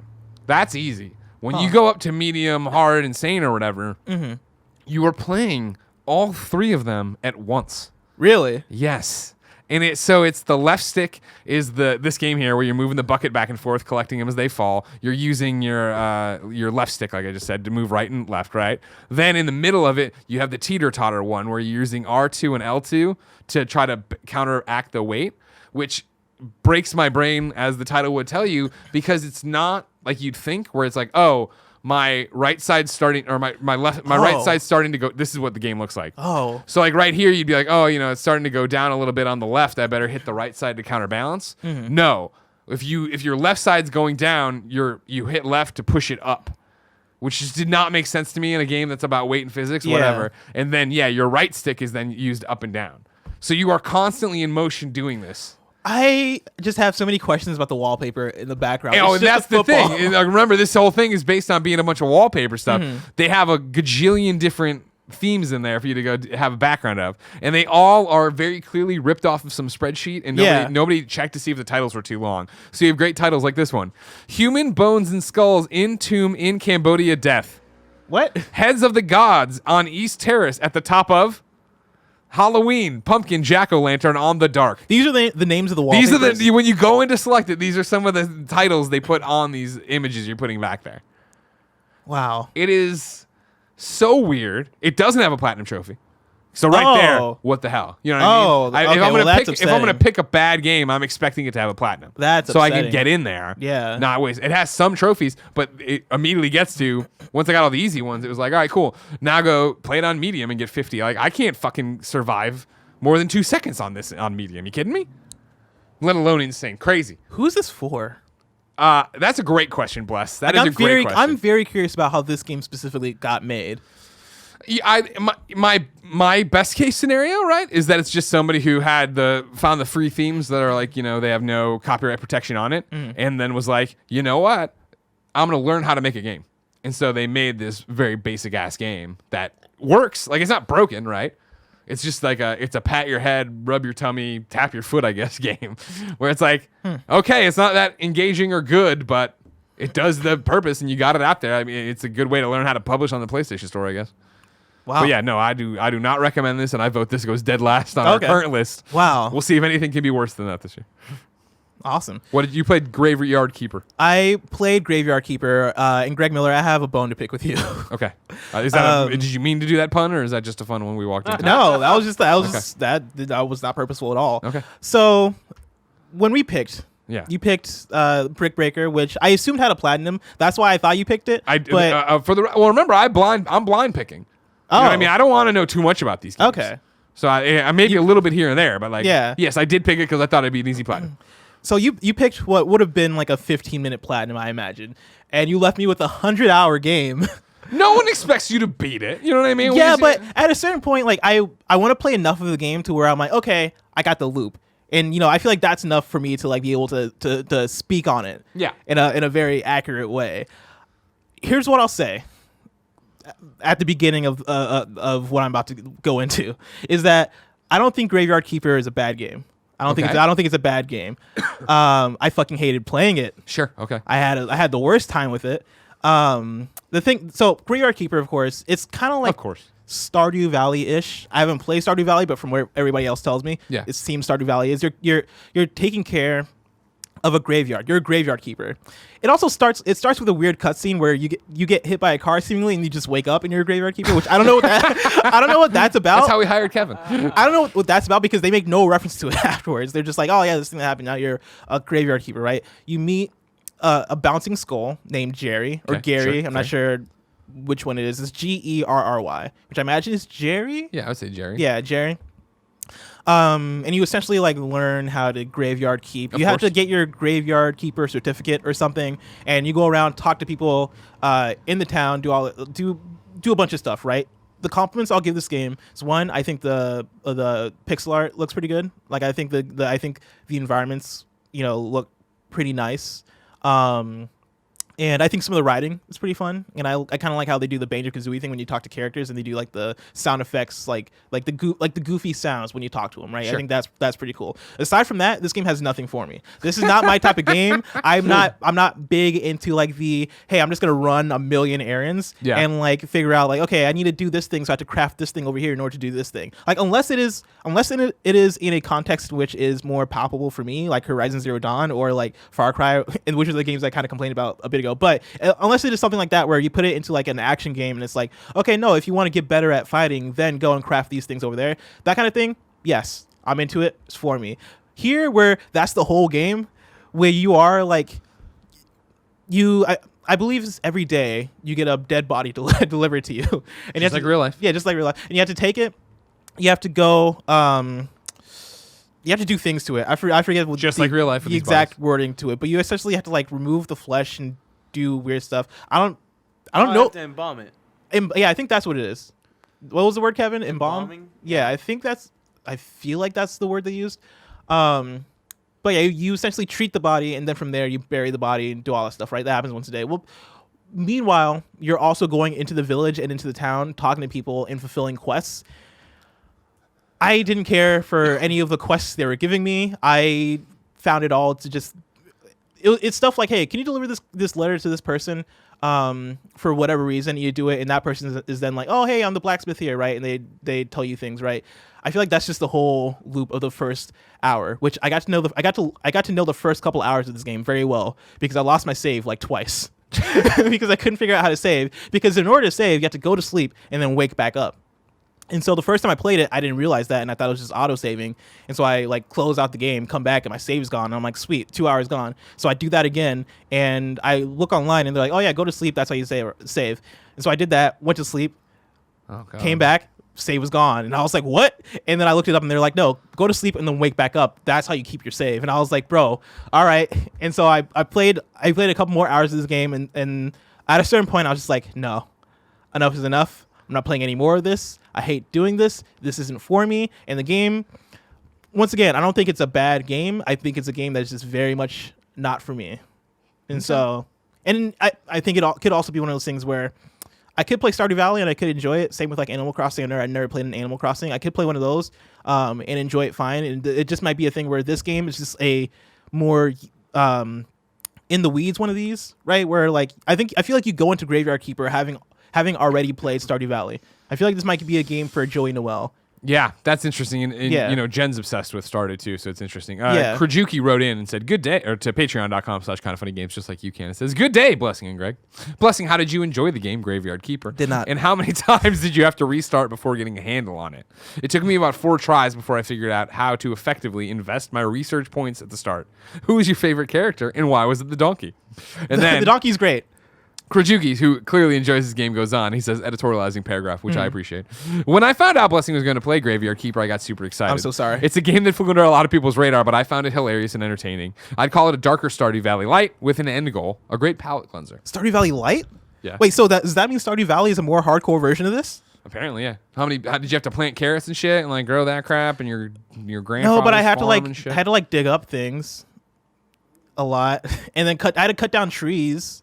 And then I just got a sword, which I didn't realize there was any sort of like combat in this game, which was interesting. Yeah. And I have there's a blue meter, and anytime I do a thing, that meter goes down, and once that meter goes down, I have to go to sleep, and I hated that. I did like the donkey. The donkey's funny. When you talk to the donkey, I think the donkey's just like, I don't have time, and that's like the whole bit. This donkey's just like, not right now. Listen, I got things to do, man. Yeah. And I like Jerry. I like Jerry, the skull. I think he's funny. I have to buy him a drink, which I just didn't do because I just didn't care to walk. That's another thing. There's no like sprint in this game, so I'm just slowly walking around what seems like a huge map. It was very frustrating playing this game. Sounds like it. All right. But I think it's better than Brick Breaker. Yeah, no, obviously. Brain Breaker. All right, then. So again, for 101. I'm sorry, 104 PSN games ranked. Of course, 52 games, 52 weeks a year, 2 games a week. The current standing would be then number 1, Graveyard Keeper. Number 2, Brain Breaker. Are you ready to pick your poison for this week? No. Well, I am. So we're going to open up the drop over on the PlayStation blog. This, of course, from our friends over there, Justin, writing this one up. So I'm going to run through them, all right? You got the Altair Dusk Trilogy Deluxe Pack, right? All right. Whatever. No, I know that's a bit, you know how that game is. That's a game that's got a big old audience. I wish you all well on that. I assure you I'm not paying that. Darwin Project. Oh, I know Darwin Project. Do you? I didn't. Darwin Project is an outdoor futuristic battle royale style deathmatch with a strong emphasis on hunting, trappings, and survival. Yeah. Not only will you be pitted against fierce rivals, but you'll compete for the favor of the all-seeing show director. This was shown off at one thing. I can't remember what that thing was. It might have been the Xbox stage like 3 years ago. Okay. I want to say. I have no recollection of it. I don't know who develops it, but you can look it up while I keep going. Yeah, let me look that up. Dragon Ball Z Kakarot. Kakarot. Kakarot. You're already playing that one. You're already excited for that one. Yeah. Then we have Eclipse Edge of Light. This is a PlayStation VR and PS4 game.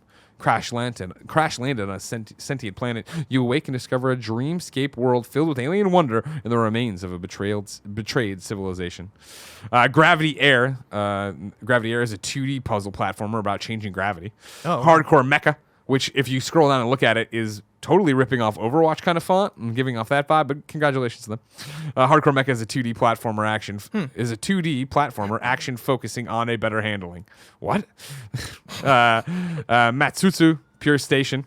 Satusu woke up in a railroad by accident. It's one of those games. Red Bow, which is on Vita and PS4 as a cross-buy. Red Bow is a top-down, creepy adventure game that sets players in the role of Ro, a young girl who gets trapped in a bizarre nightmare filled with creepy monsters. Seek Hearts, PlayStation 4 digital.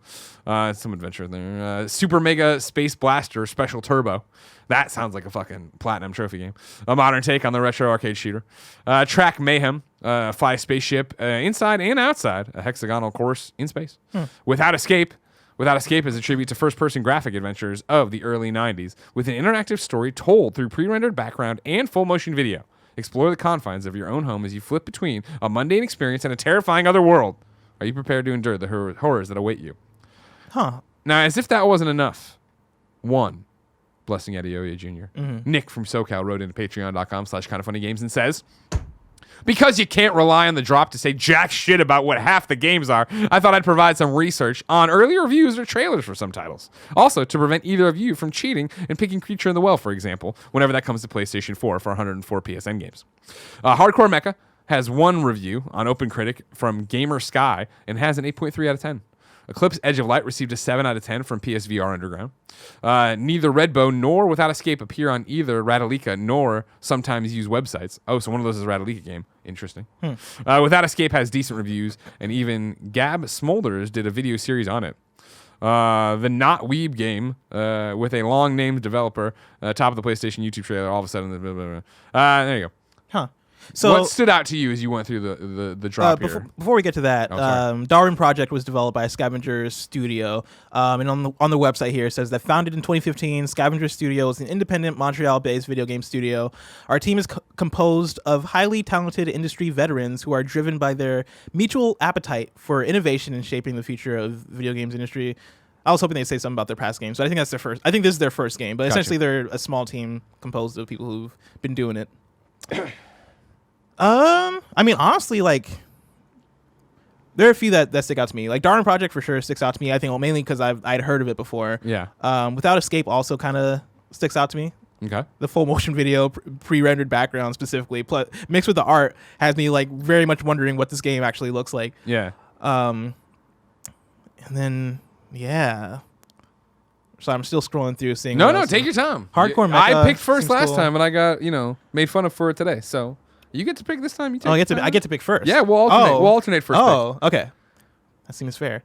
It does seem fair. I'm a fair and just God. Everybody. Don't what are the guidelines for how we pick? Because we can't pick AAA and we can't pick games things that we we were were already going to play. So like, if I honestly, if you're looking at Darwin, I think Darwin counts. I might go with Darwin Project because I don't think it was going to be one of those like you weren't. I mean, like, I was not going to be like, oh man, Last of Us. You know what I mean? Yeah. Like something you knew you were going to play. I was definitely not going to play Darwin Project, but I'll play it for this. Okay. Yeah.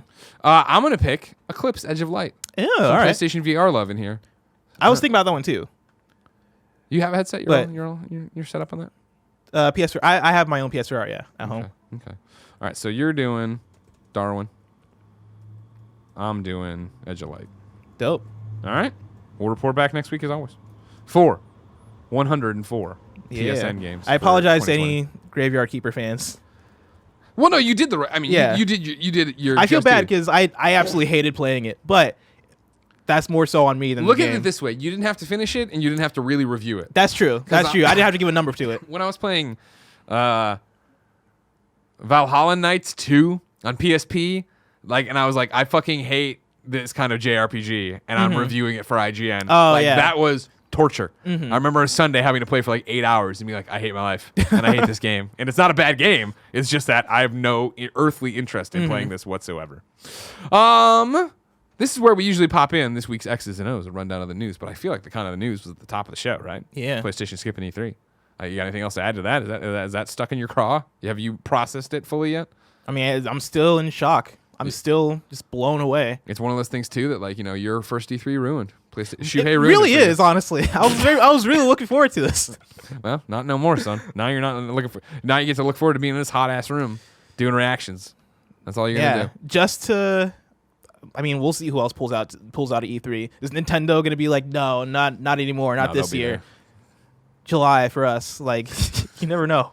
The other thing I put on here is something I know you talked about on Kind of Funny Games Daily. Yeah, it was the PlayStation Store's top 2019 top downloads. Justin over the PlayStation blog had this up there again. So just a quick run through to keep everybody up to date on stuff. PlayStation 4 looked like this. Number 1, Call of Duty Modern Warfare. Number 2, Minecraft. Number 3, NBA 2K19. Number 4, Grand Theft Auto 5. Number 5, NBA 2K20. Number 6, Tom Clancy's Rainbow Six Siege. Number 7, Madden NFL 20. Number 8, Star Wars Battlefront 2. Number 9, Tom Clancy's The Division 2. Hey! Number 10, Days Gone. Number 11, Star Wars Jedi Fallen Order. Number 12, Borderlands 3. Number 13, MLB The Show 19. Number 14, World War Z. That's impressive.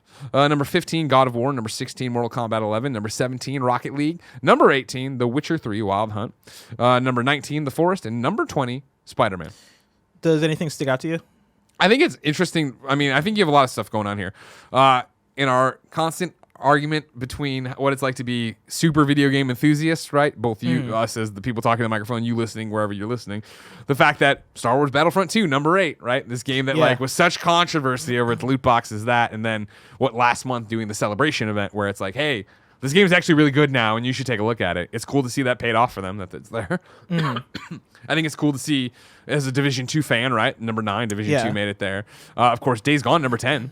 Good job, Sony Bend. You know what I mean? That made it there. And then you get into the most interesting. I mean, it's always fascinating to look at it. Like Star Wars Jedi Fallen Order, I would have thought might have been higher. Borderlands 3, I thought might have been higher. But I understand those games people like to own physicals of too. Yeah, I mean, and those games came out late in the year. Like Jedi Fallen Order didn't really have the time to really. I think number 14, World War Z.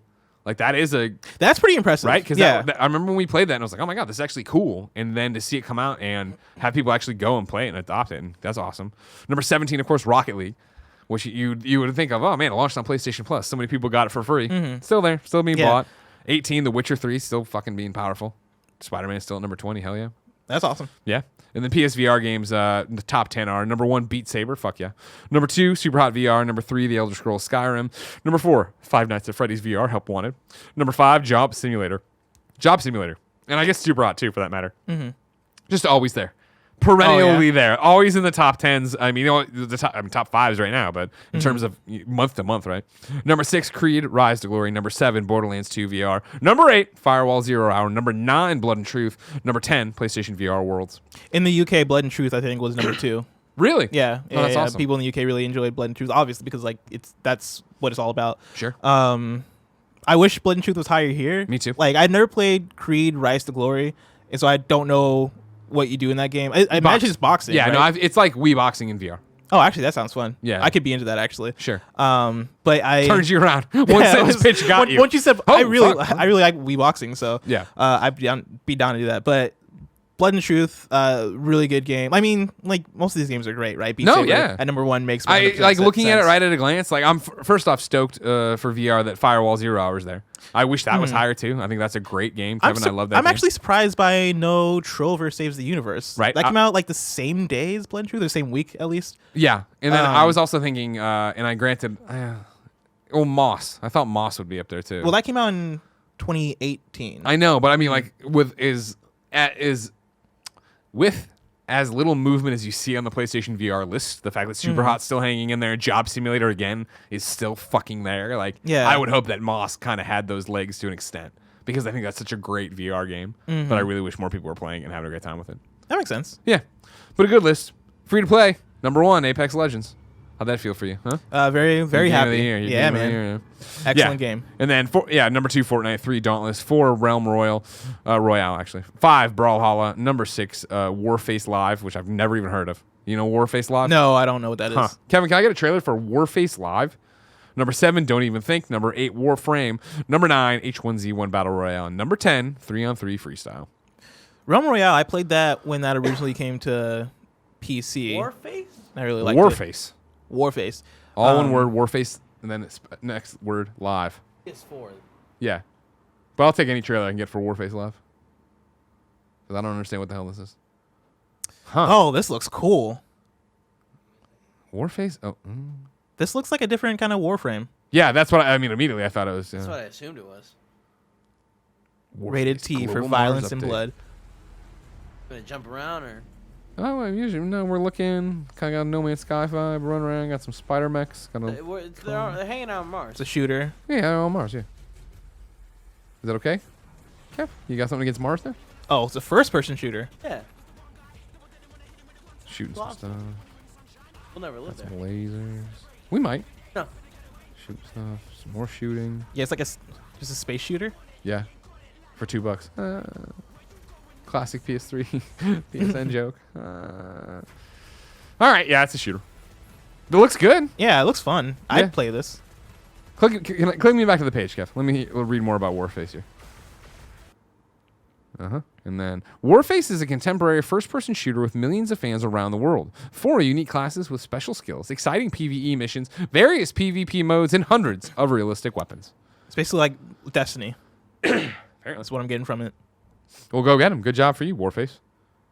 That's the kind of shit you find. You know what I mean? Like, yeah. I've never heard of this game. Oh, it's doing really well, and it's number 6 on the list. Millions of people play. This is definitely one of those games where it's like I first bought my PS4, and I'm like scrolling through, and I'm like, oh man, I own these 2 games, but I would like to play more. So I go to the free-to-play section and see Warface, and I'm like, oh, this looks cool. And that's how I get into it. Like that's kind of how I got into Warframe for a little bit. I didn't get deep into Warframe, but I played a little bit of it and really enjoyed it. Yeah.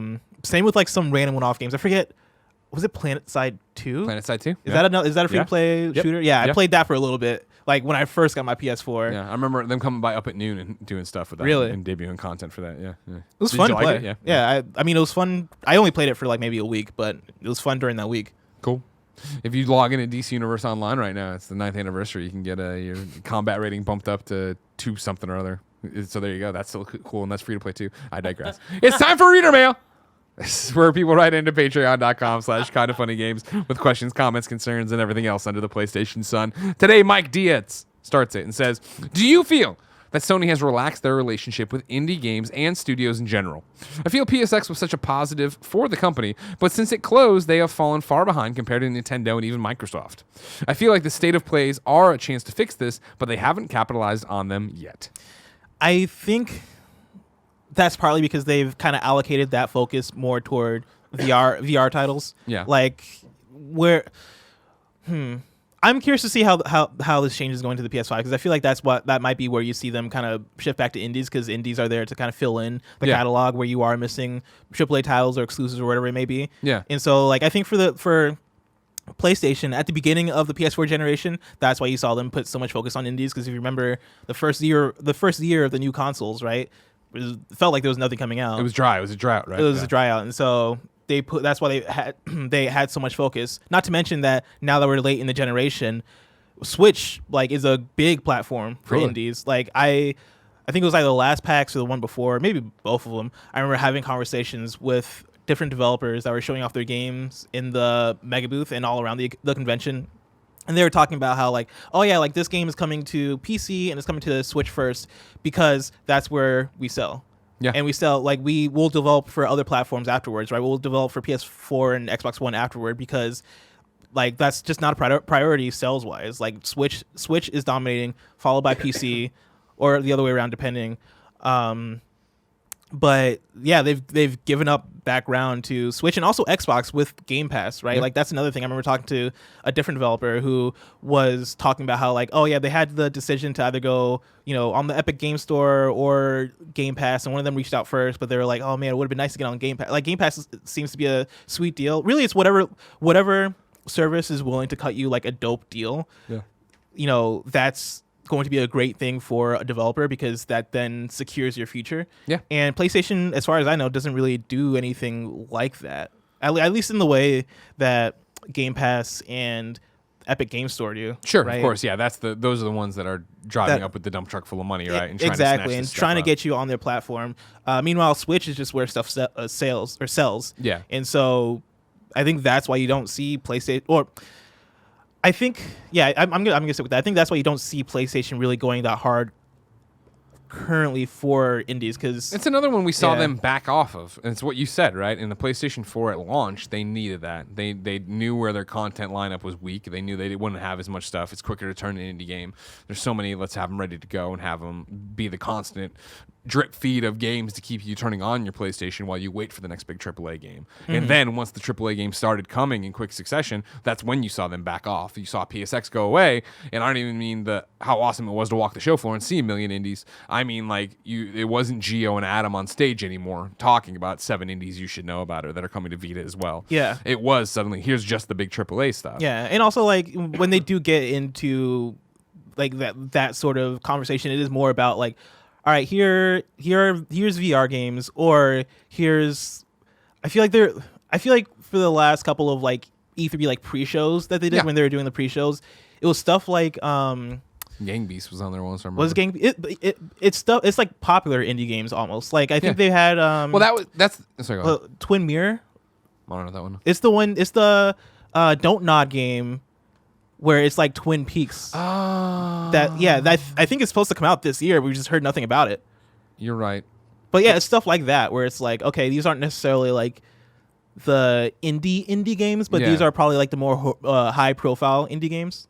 Yeah, I mean, you're nailing it. I think with what happened is that just it all changed to where you didn't need it. And then again, what we talked about at the top of the show, right? The fact that it hasn't even been a game here, right? This hasn't been the PlayStation has been running away for so long with it that it was that idea of like, cool, Inside's debuting on Xbox. And it was like, oh, that's cool. And like a week later, they made a point to be like, hey, we're coming out like in a couple, coming to PlayStation, a couple, like it. When you're that big and you have that many consoles installed, people are going to wait to play stuff on you. They don't care. You know what I mean? They're not, especially for indies that, while great, it is that idea of like, all right, cool, I can get it anywhere I want it on the system that I'm already playing on or I'm already doing stuff on. Like, it depends. It's a rare indie, I think, that like Untitled Goose Game or something that is where everybody's like, you got to play it now. Get it now. Get all port of it, right? Like, whenever Disco Elysium, if Disco Elysium ever gets ported somewhere else, like, oh, that's going to have so much juice because it'll be, oh, I remember hearing this from Game of the Year.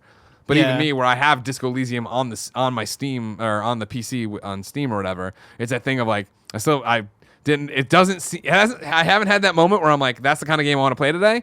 And by the time I have that moment, if it's already announced for PlayStation or even Xbox, I'll probably be like, I'll wait for the console or Switch or whatever, right? Wait till it gets there. Do you feel compelled to play indie games on PlayStation over other platforms? No, honestly, I prefer playing indie games on Switch because I feel like that's my perfect thing.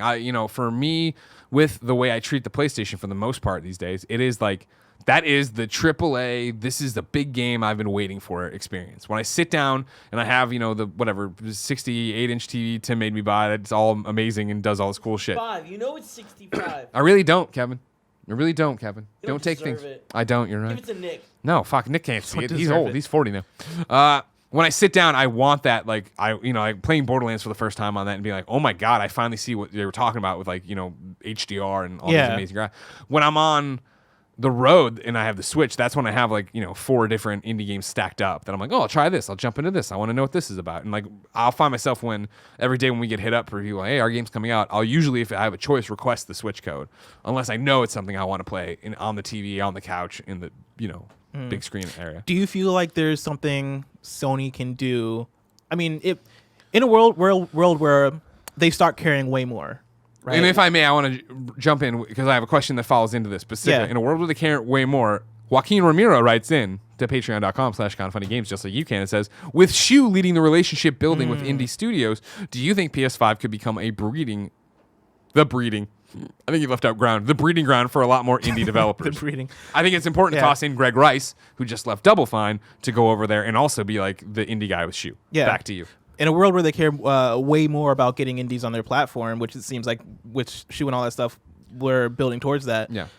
Is there something they can do to win people over to PlayStation as a place for indies? Where we think about PlayStation the same way that we think about Switch for indies or PC for indies. I think it's what you're going to see at the PlayStation 5 reveal or whatever, is that they are going to do a hype reel montage, whatever, of game after game after game of these indie games that are smaller that they did cut checks for to be exclusive.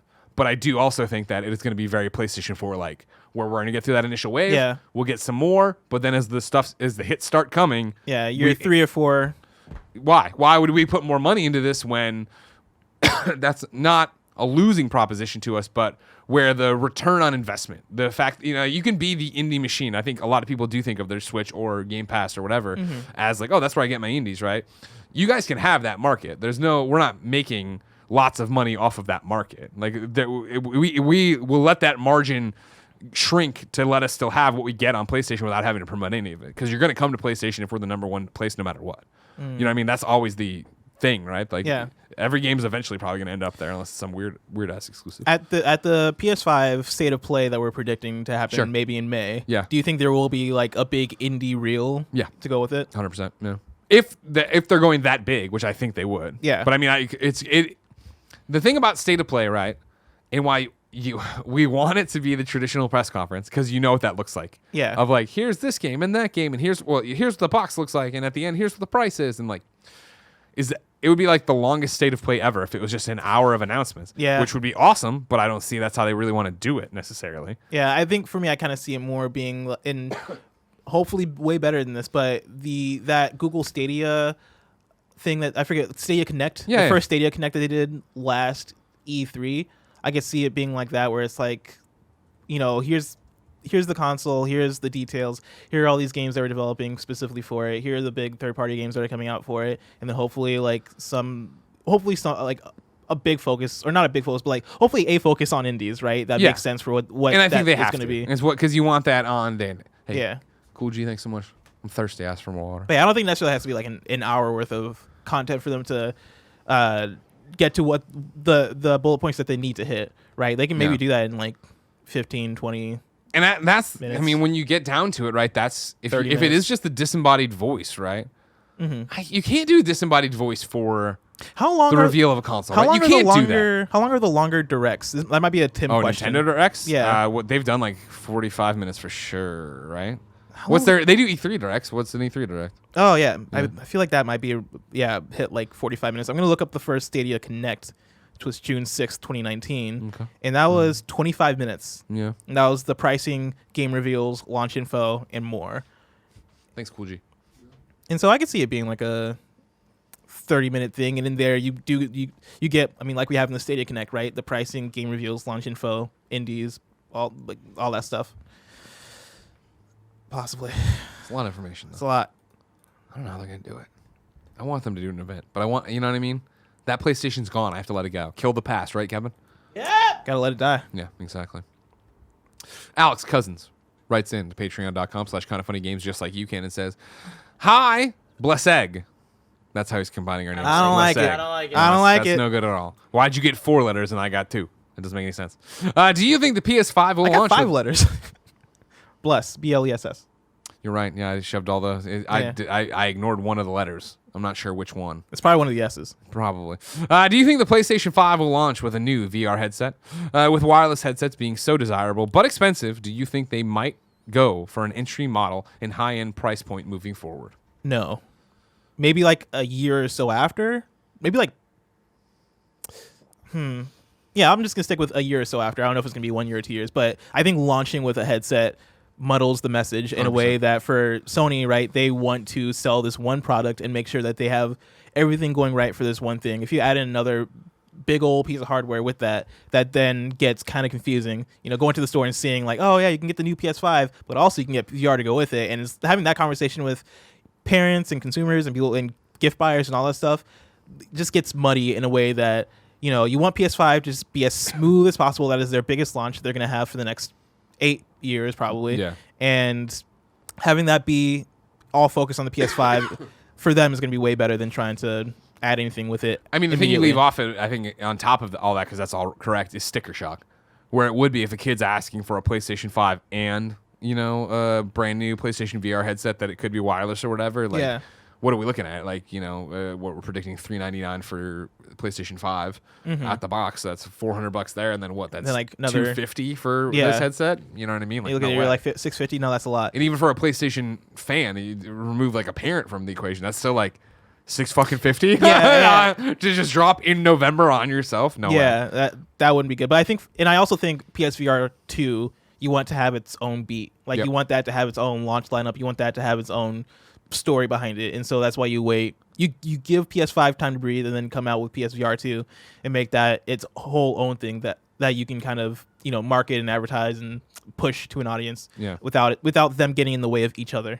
Yeah, I would think personally. I would say obviously 2020 is PS5. I would say spring 2021 is when you'd launch PlayStation VR 2.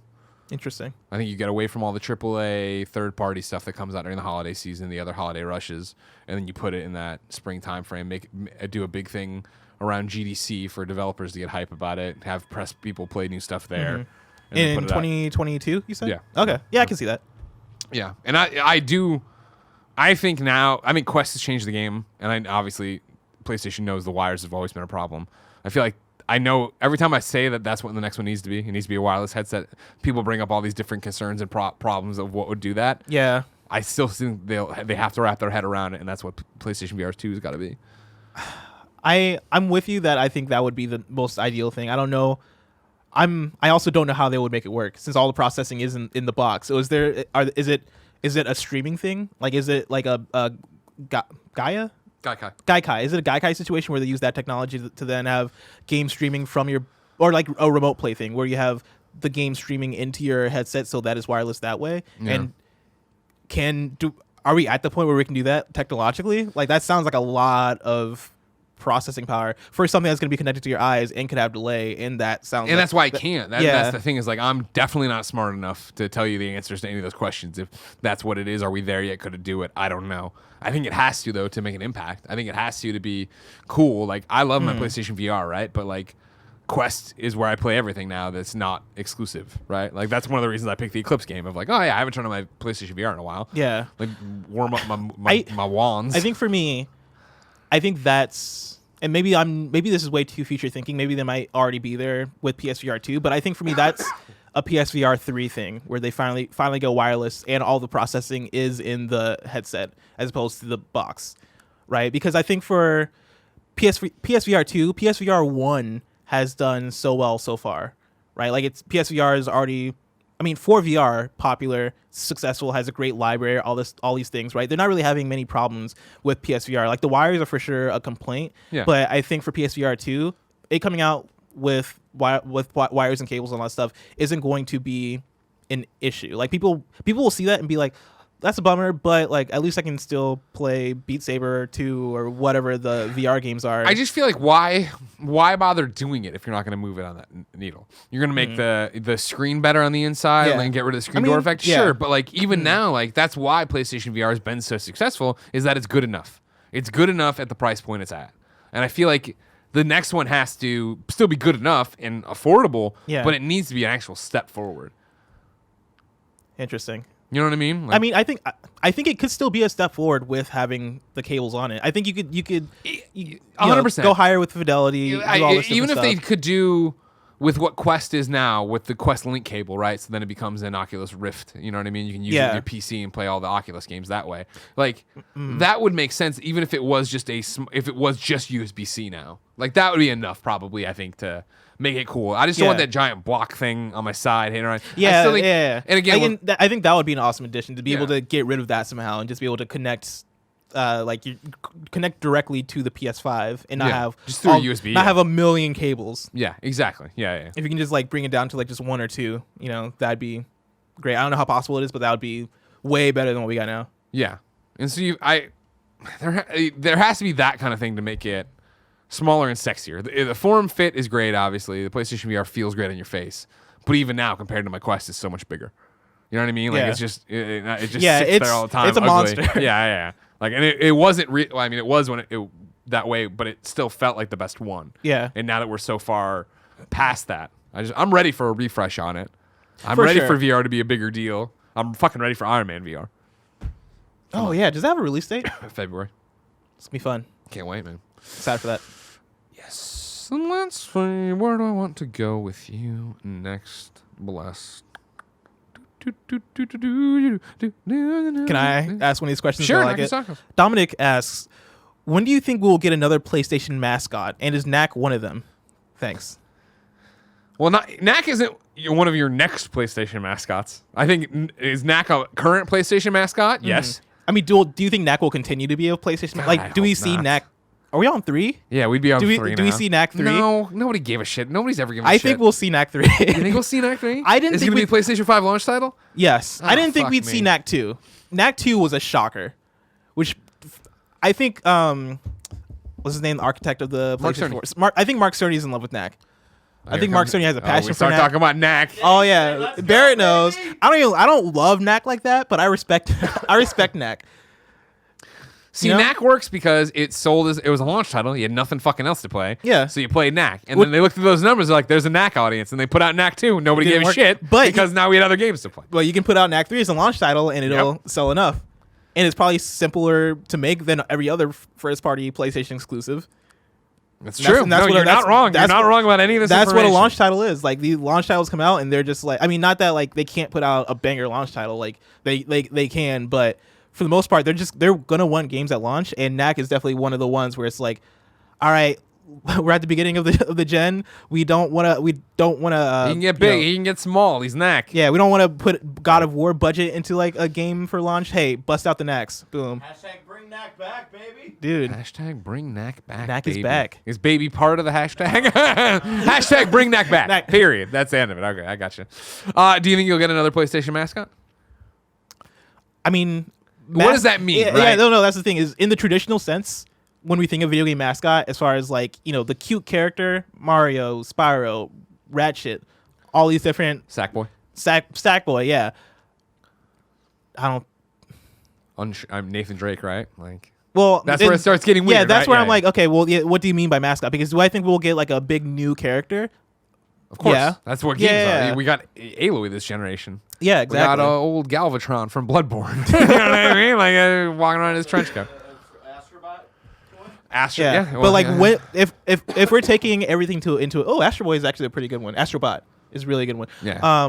When we take it all into consideration, so including Aloy, Nathan Drake, all that, when do we see the next face of PlayStation? PlayStation 5, right? You figure there'll be at the launch? Oh, it's hard to say, right? I doubt it because I think the launch will be Aloy. I think she'll be carrying the flag, right, and running in there. Yeah, and also like I feel like we're also ignoring Ghost of Tsushima.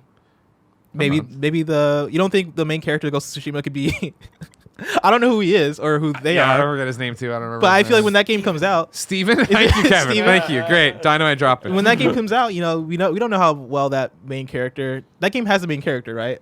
Yes. I've not seen. All I've seen is sword fighting. Okay. It's the ghost, right? On a serious note. Is he the ghost? Yeah. Do we play as the ghost of Tsushima? Yeah. They like burned down his city. Now he's coming for revenge. Now he's gonna fucking Sounds awesome. fuck some shit up. Yeah, it's awesome. Steven the Ghost of Tsushima. Yeah. The Ghostbusters actually come and. All right, Kevin. All right. You know what, Kevin? Too far? Yeah, you had me. Sony has. Now I don't believe anything you're Sony saying. has the license, right? That's true. No, there is. Oh man, if we had a new Ghostbusters game, you kidding me? Does older LE count? Yeah. if Drake counts, right? Like, does that count? But does that count as a new PlayStation? No, that doesn't count as new. Ellie's already established as a PlayStation. Okay, mascot. But this is gonna be older Ellie. Older Ellie's gonna be in the commercials. This generation doesn't even count. You know what I mean? Like, we know it. She's been around forever too. I've seen buttons and pins of her. I'm just saying you don't see older Ellie in like the. Oh, you might see it in the commercials now. Anyway, yeah, I don't. If we're talking about traditional, or if we're talking about non-traditional mascot, right? Just any like sort of PlayStation character, then yeah, I imagine sometime within launch, first year we'll get somebody who we're like, that's the one. We got new faces. They're great. Yeah. If we're talking about traditional mascot, I feel like for next gen, the imp from Dreams. Oh shoot. Well, I was gonna say they could launch with like a new Astrobot kind of thing. Sure. And Astrobot can be like they could do a Astrobot non-VR game and make that a thing. Very smart. Right? And just have like a great 3D platformer. Yeah. And so Astrobot can go anywhere because of course Playroom VR. That's where Astrobot showed up for the first time. Right? Yeah. I was like, hey, I'm very annoying, and we're like, I hate you. And then you got Astrobot. You're like, this is great. Now I love him. Can't get enough of him now. A blessing. It's time for PlayStation's greatest hits, of course. For 10 episodes here, we're running through each one of the decades, rounding it, or no, that's not right. Each year in the past decade, talking about what is the best game from each one of those. We did 2010 on our first episode. You picked Heavy Rain. I picked Metal Gear Solid Peace Walker. We're adding to the list today for 2011. Competition, fierce. Yes, it is. I will run you through what's here, all right? Portal 2, Uncharted 3, Catherine, Mass Effect 2, Resistance 3, Skyrim, Patapon 3, Tactics Ogre, Dissidia.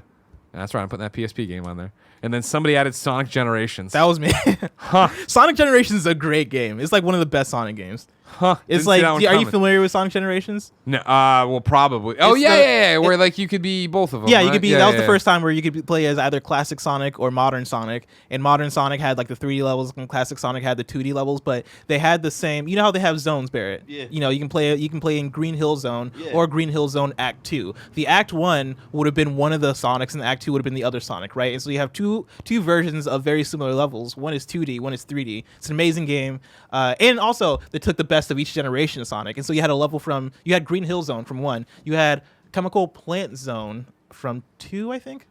Now I'm getting deep into things. You had another level from 3. You had a level from Adventure 2.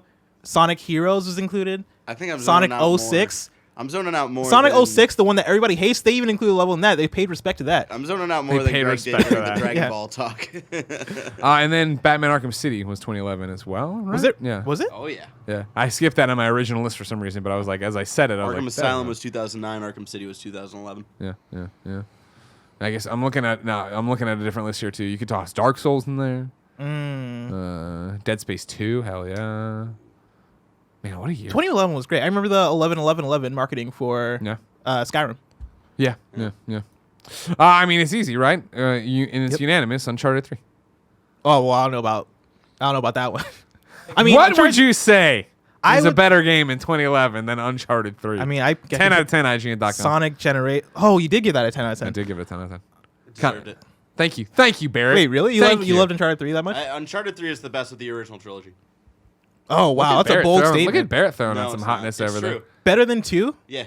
Easily? I think I played them years after, so I think 3 holds up way better than 2. And I also like that they dived way more into the relationship between Nate and Sully. Yeah.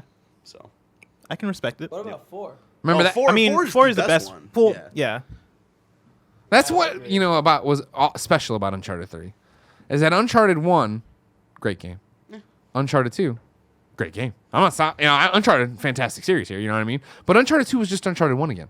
Uncharted 3 was the first time where they're like, let's do something different. Wait, what? Uncharted 2 is not Uncharted 1. Wait, It was. Guess not. what? He's not dating Elaine at the start, but not. he is at the end. Here's all this stuff that's fucking happening. Uncharted You're doing all 1, this shit. You're just countering in story there, buddy boy. I very much did not enjoy Uncharted 1. Yeah, no, that was not what was up. Uncharted 2. Now, did you play it later or at the time? I played it later. Okay. Yeah. So you like, I played pretty much all of them later. Like even Uncharted 4. like together, like in a row, or like. Basically, I'm no. saying, did you have Uncharted 1 and you're playing years after it? Yeah, Uncharted 1 I played probably in like 2011. Okay. And then Uncharted 2 I probably played in like 2012. And then Uncharted 3 I probably played in like 2014. No, I played Uncharted 3 I played in like 2015. because I got that on the Nathan Drake collection. I think that's how I played it. Okay.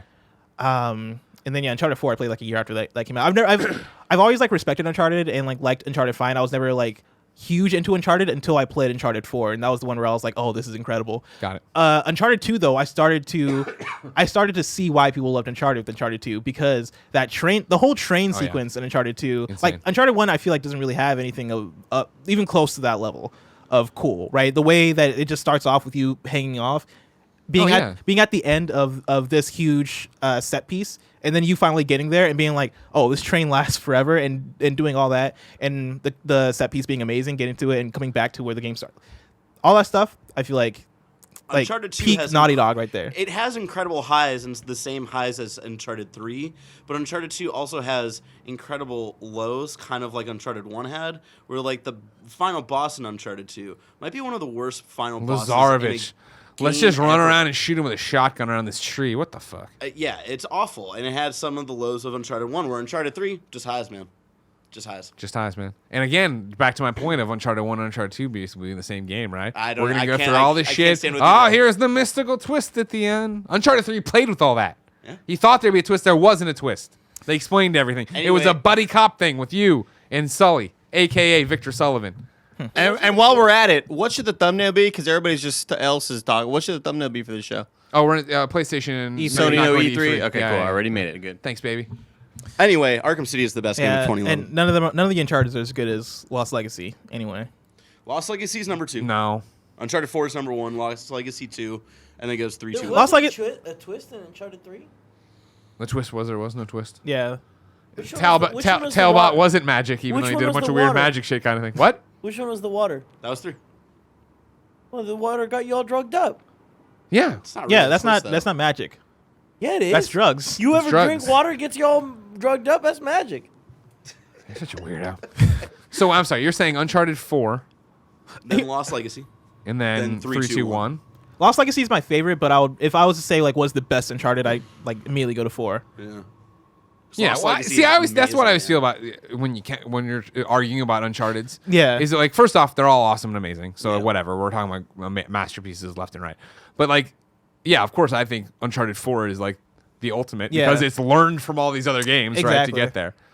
But like Lost Legacy, I was. You didn't love it that much. I didn't love it, and I loved Chloe and Nadine. It wasn't that, you know what I mean? It was just like, oh, okay, See, more of the all right, whatever. for me, and It's the only Uncharted, I mean, outside of the Vita one that I didn't platinum, where I was just like, I don't feel like going back and playing more of this, and I don't want to do really, this again. I know this isn't supposed to be like a whole Uncharted conversation, Who the fuck and now we're cares? here. It's a PlayStation show. You're fine. For me, Uncharted Lost Legacy was the first time I actually cared about the MacGuffin and like how that related to the characters because of the whole thing Chloe's going through and how the MacGuffin actually spoke to the culture of the people and Chloe's culture. Like all that stuff, I felt like made sense and made me care in a way where I just never really. I felt like Uncharted 1 through 4, I could not tell you the difference within the difference between the stories, with the exception of for Nathan having to confront, or no, Elena having to confront. Well, also Forrest MacGuffin also ties itself well to Nathan as a character, Okay, and yeah. like why he starts adventuring and all that stuff. Four is for sure different. Yeah. Four does a lot of different things. 1 through 3 meld together for me. Yeah. 4 did some more unique things, but I felt like 4 dragged at a certain point. At a certain point, I was like, okay, this needs to end. I've been playing this game for 15 hours. Uncharted Lost Legacy, I feel like wrapped up fairly quickly, and I mean obviously because it started off as just DLC and then grew into its own game. Yeah. But you know, I think I just tended to care more about what was going on, and I like the characters of Chloe and Nadine more than Nathan Drake. At the end of the day, like Nathan Drake has always struck me as Sean Spencer from Psych for some reason. That's Okay. probably a reference that only Nick would get. I've seen the guy in the trailer. I can imagine him. But it was always one of those things where, you know, Nathan Drake, fun character, I think has great lines, has a fun personality, but it was never a personality that I felt like I cared too much about, because to me Nathan Drake's a character that I've seen before, whereas Chloe, Indiana Jones. Yeah, exactly. Yeah. He's Indiana Jones, whereas Chloe and Nadine, I feel like had something kind of unique there that I kind of appreciated more. And so, I will say though, Uncharted 4, the bell tower scene, Yeah. Where you're That was- fighting as it falls or whatever. that was sick. That was amazing. Yeah. I love that moment. It's probably one of my favorite Uncharted moments. Anyway, Arkham City, best game of 2011. No, just Uncharted Arkham 3. City was really good. It was, but I mean, Uncharted 3 it was was. better, remember? Remember when you're on that sand dune, you're like, wait, and you realize you were controlling it? And Actually, I retract my statement. falling out of the fucking airplane. Arkham City, my favorite game of 2011. My second favorite game of all time. Portal 2 is the best game of 2011. Then that's my answer. Portal 2. I think Portal You're 2 just is jumping on the Barrett bandwagon. I think Portal. I have it written in the doc. No, I don't see it. I think Portal 2, from whatever level you want to talk about it from, whether it's Portal 2, fantastic. yeah, like whether Outrageously it's stupid good. Yeah. Like no game has any sense being that play good. it? You I haven't? hate you. Oh, dude, 100% play it. Like it's not even like it's a puzzle game, right? And so puzzle games don't even age that terribly. Right, and Portal 2, I feel like it has aged wonderfully. I played Portal 1 recently and had fun with that, and so I think you'll love Portal 2. The voice acting is great, the story is great, the characters are great, the puzzles are great, the world is cool, all the humor, twists yeah. and turns, the humor. It's one of the funniest games I've ever played. The ways in which they take what they set up in the first Portal, which was just like this small experience that kind of caught fire. The way in which they take that and really develop that and really push that forward in pretty much each and every way, I applaud them for it. Like that game is incredible, and that's like for me that's easily my number one of 2011. With like shout outs to Skyrim and So many good games on this. yeah. I never played Mass Effect 2, but I know how many Best one. people love that one.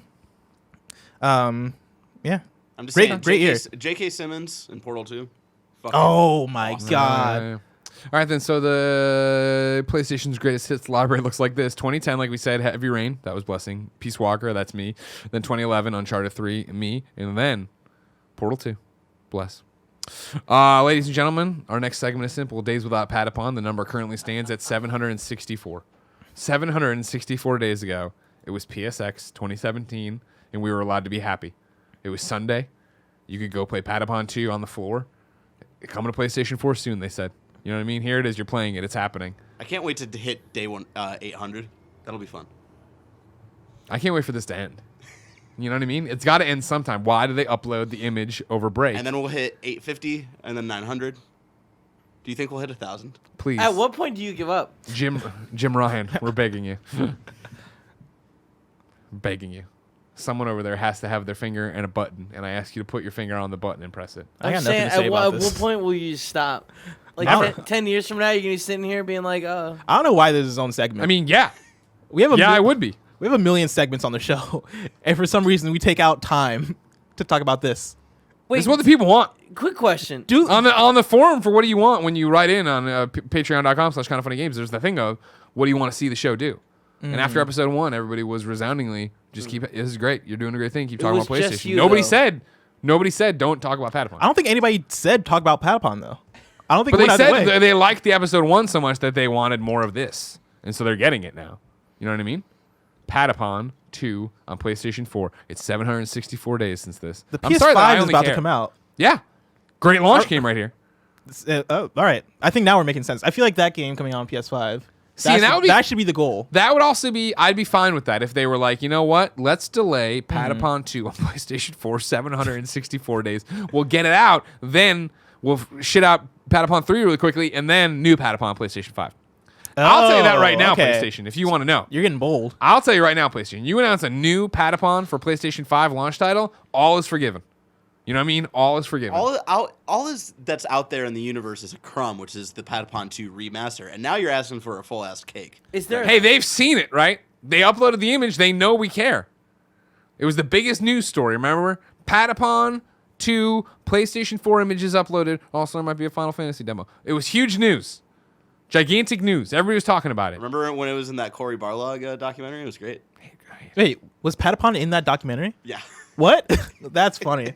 That's funny. That's Let it go, Corey. Press the button.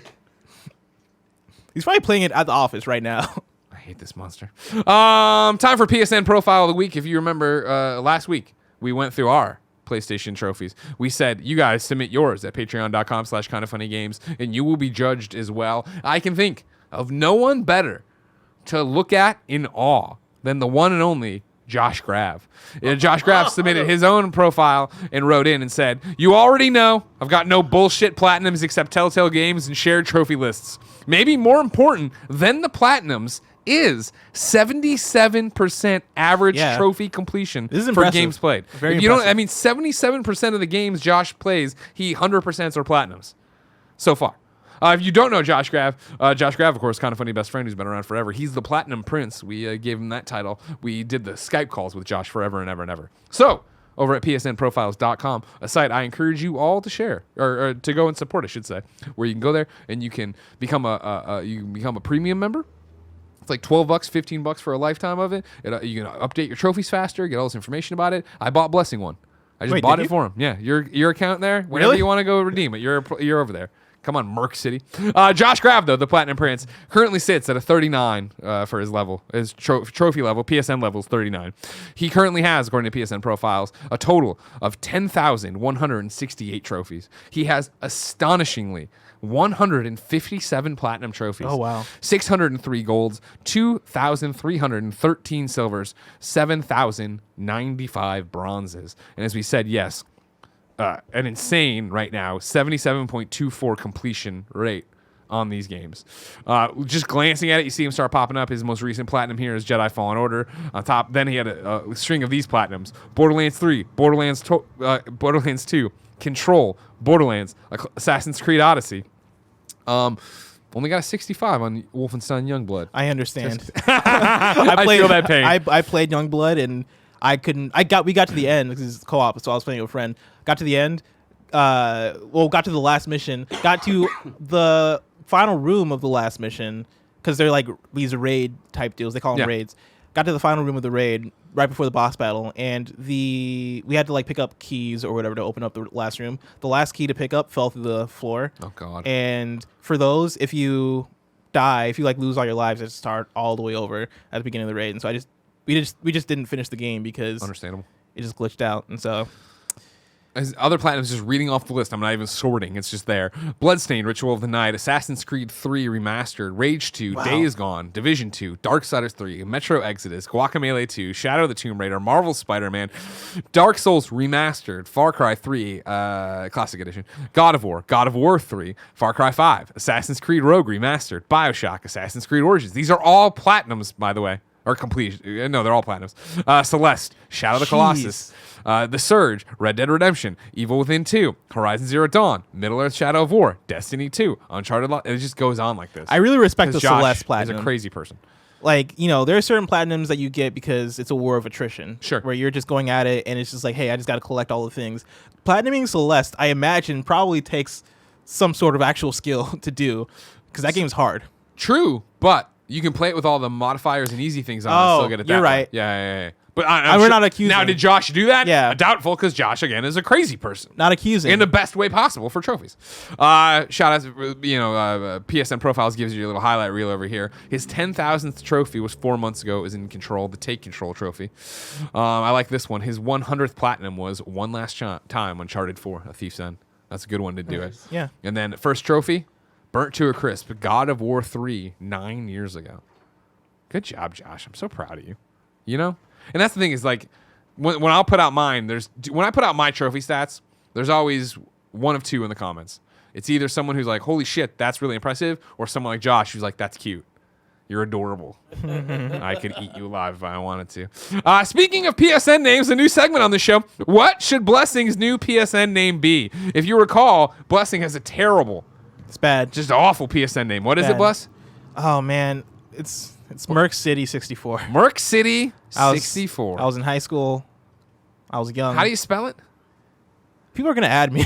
It's MERKCITY 64. I actually do have it that only friends of friends can add me now. Oh, look at you. So. Now here's the thing: if any of these sound good to you, you're gonna have to jump on them because everybody will be trying to snap these up on you. You know what I mean? Oh yeah, you're so right. Just think about it tonight. You're Mull right. it over. I'm sure the live kids won't do that to you. Kurt Lindsay wrote in and said, "Shoe bless you." All one word. Shoe bless you. Like Shuhei Yoshida. I don't know how I feel about it. I don't know how I feel about it. Gio and Flo wrote in and said, "Son of Blessing." Because my dad's name is Blessing. Exactly. Okay. Well, people are trying to keep you on the junior train. You know what I Yeah. mean? They're going with what they got. Yeah. Cameron Smith said, "Bless Station Junior." I kind of like that. I don't know how I feel about it. It's too on the nose. I don't get it, dude. Keep going. Will Fair said KFAF for streamies, with the 4 being the number. No. I mean, absolutely not. But also, I want to start PSLO XOXO for streamers because I feel like we've all seen KFAF try it and fail. Obviously, they can't do it. Yeah, but I feel like the #1 PlayStation podcast has a better chance. Okay, we'll see. So, Travis Whitlock says, "Bless this mess." He has that with one S, which makes me. I thought that was weird too. But there's probably already a bless. Yeah, I was gonna say that makes me think that "bless this mess" with 2 S's is probably already taken. Sure. And so I don't know how I feel about that. Okay. Garrett says, "The blessed one."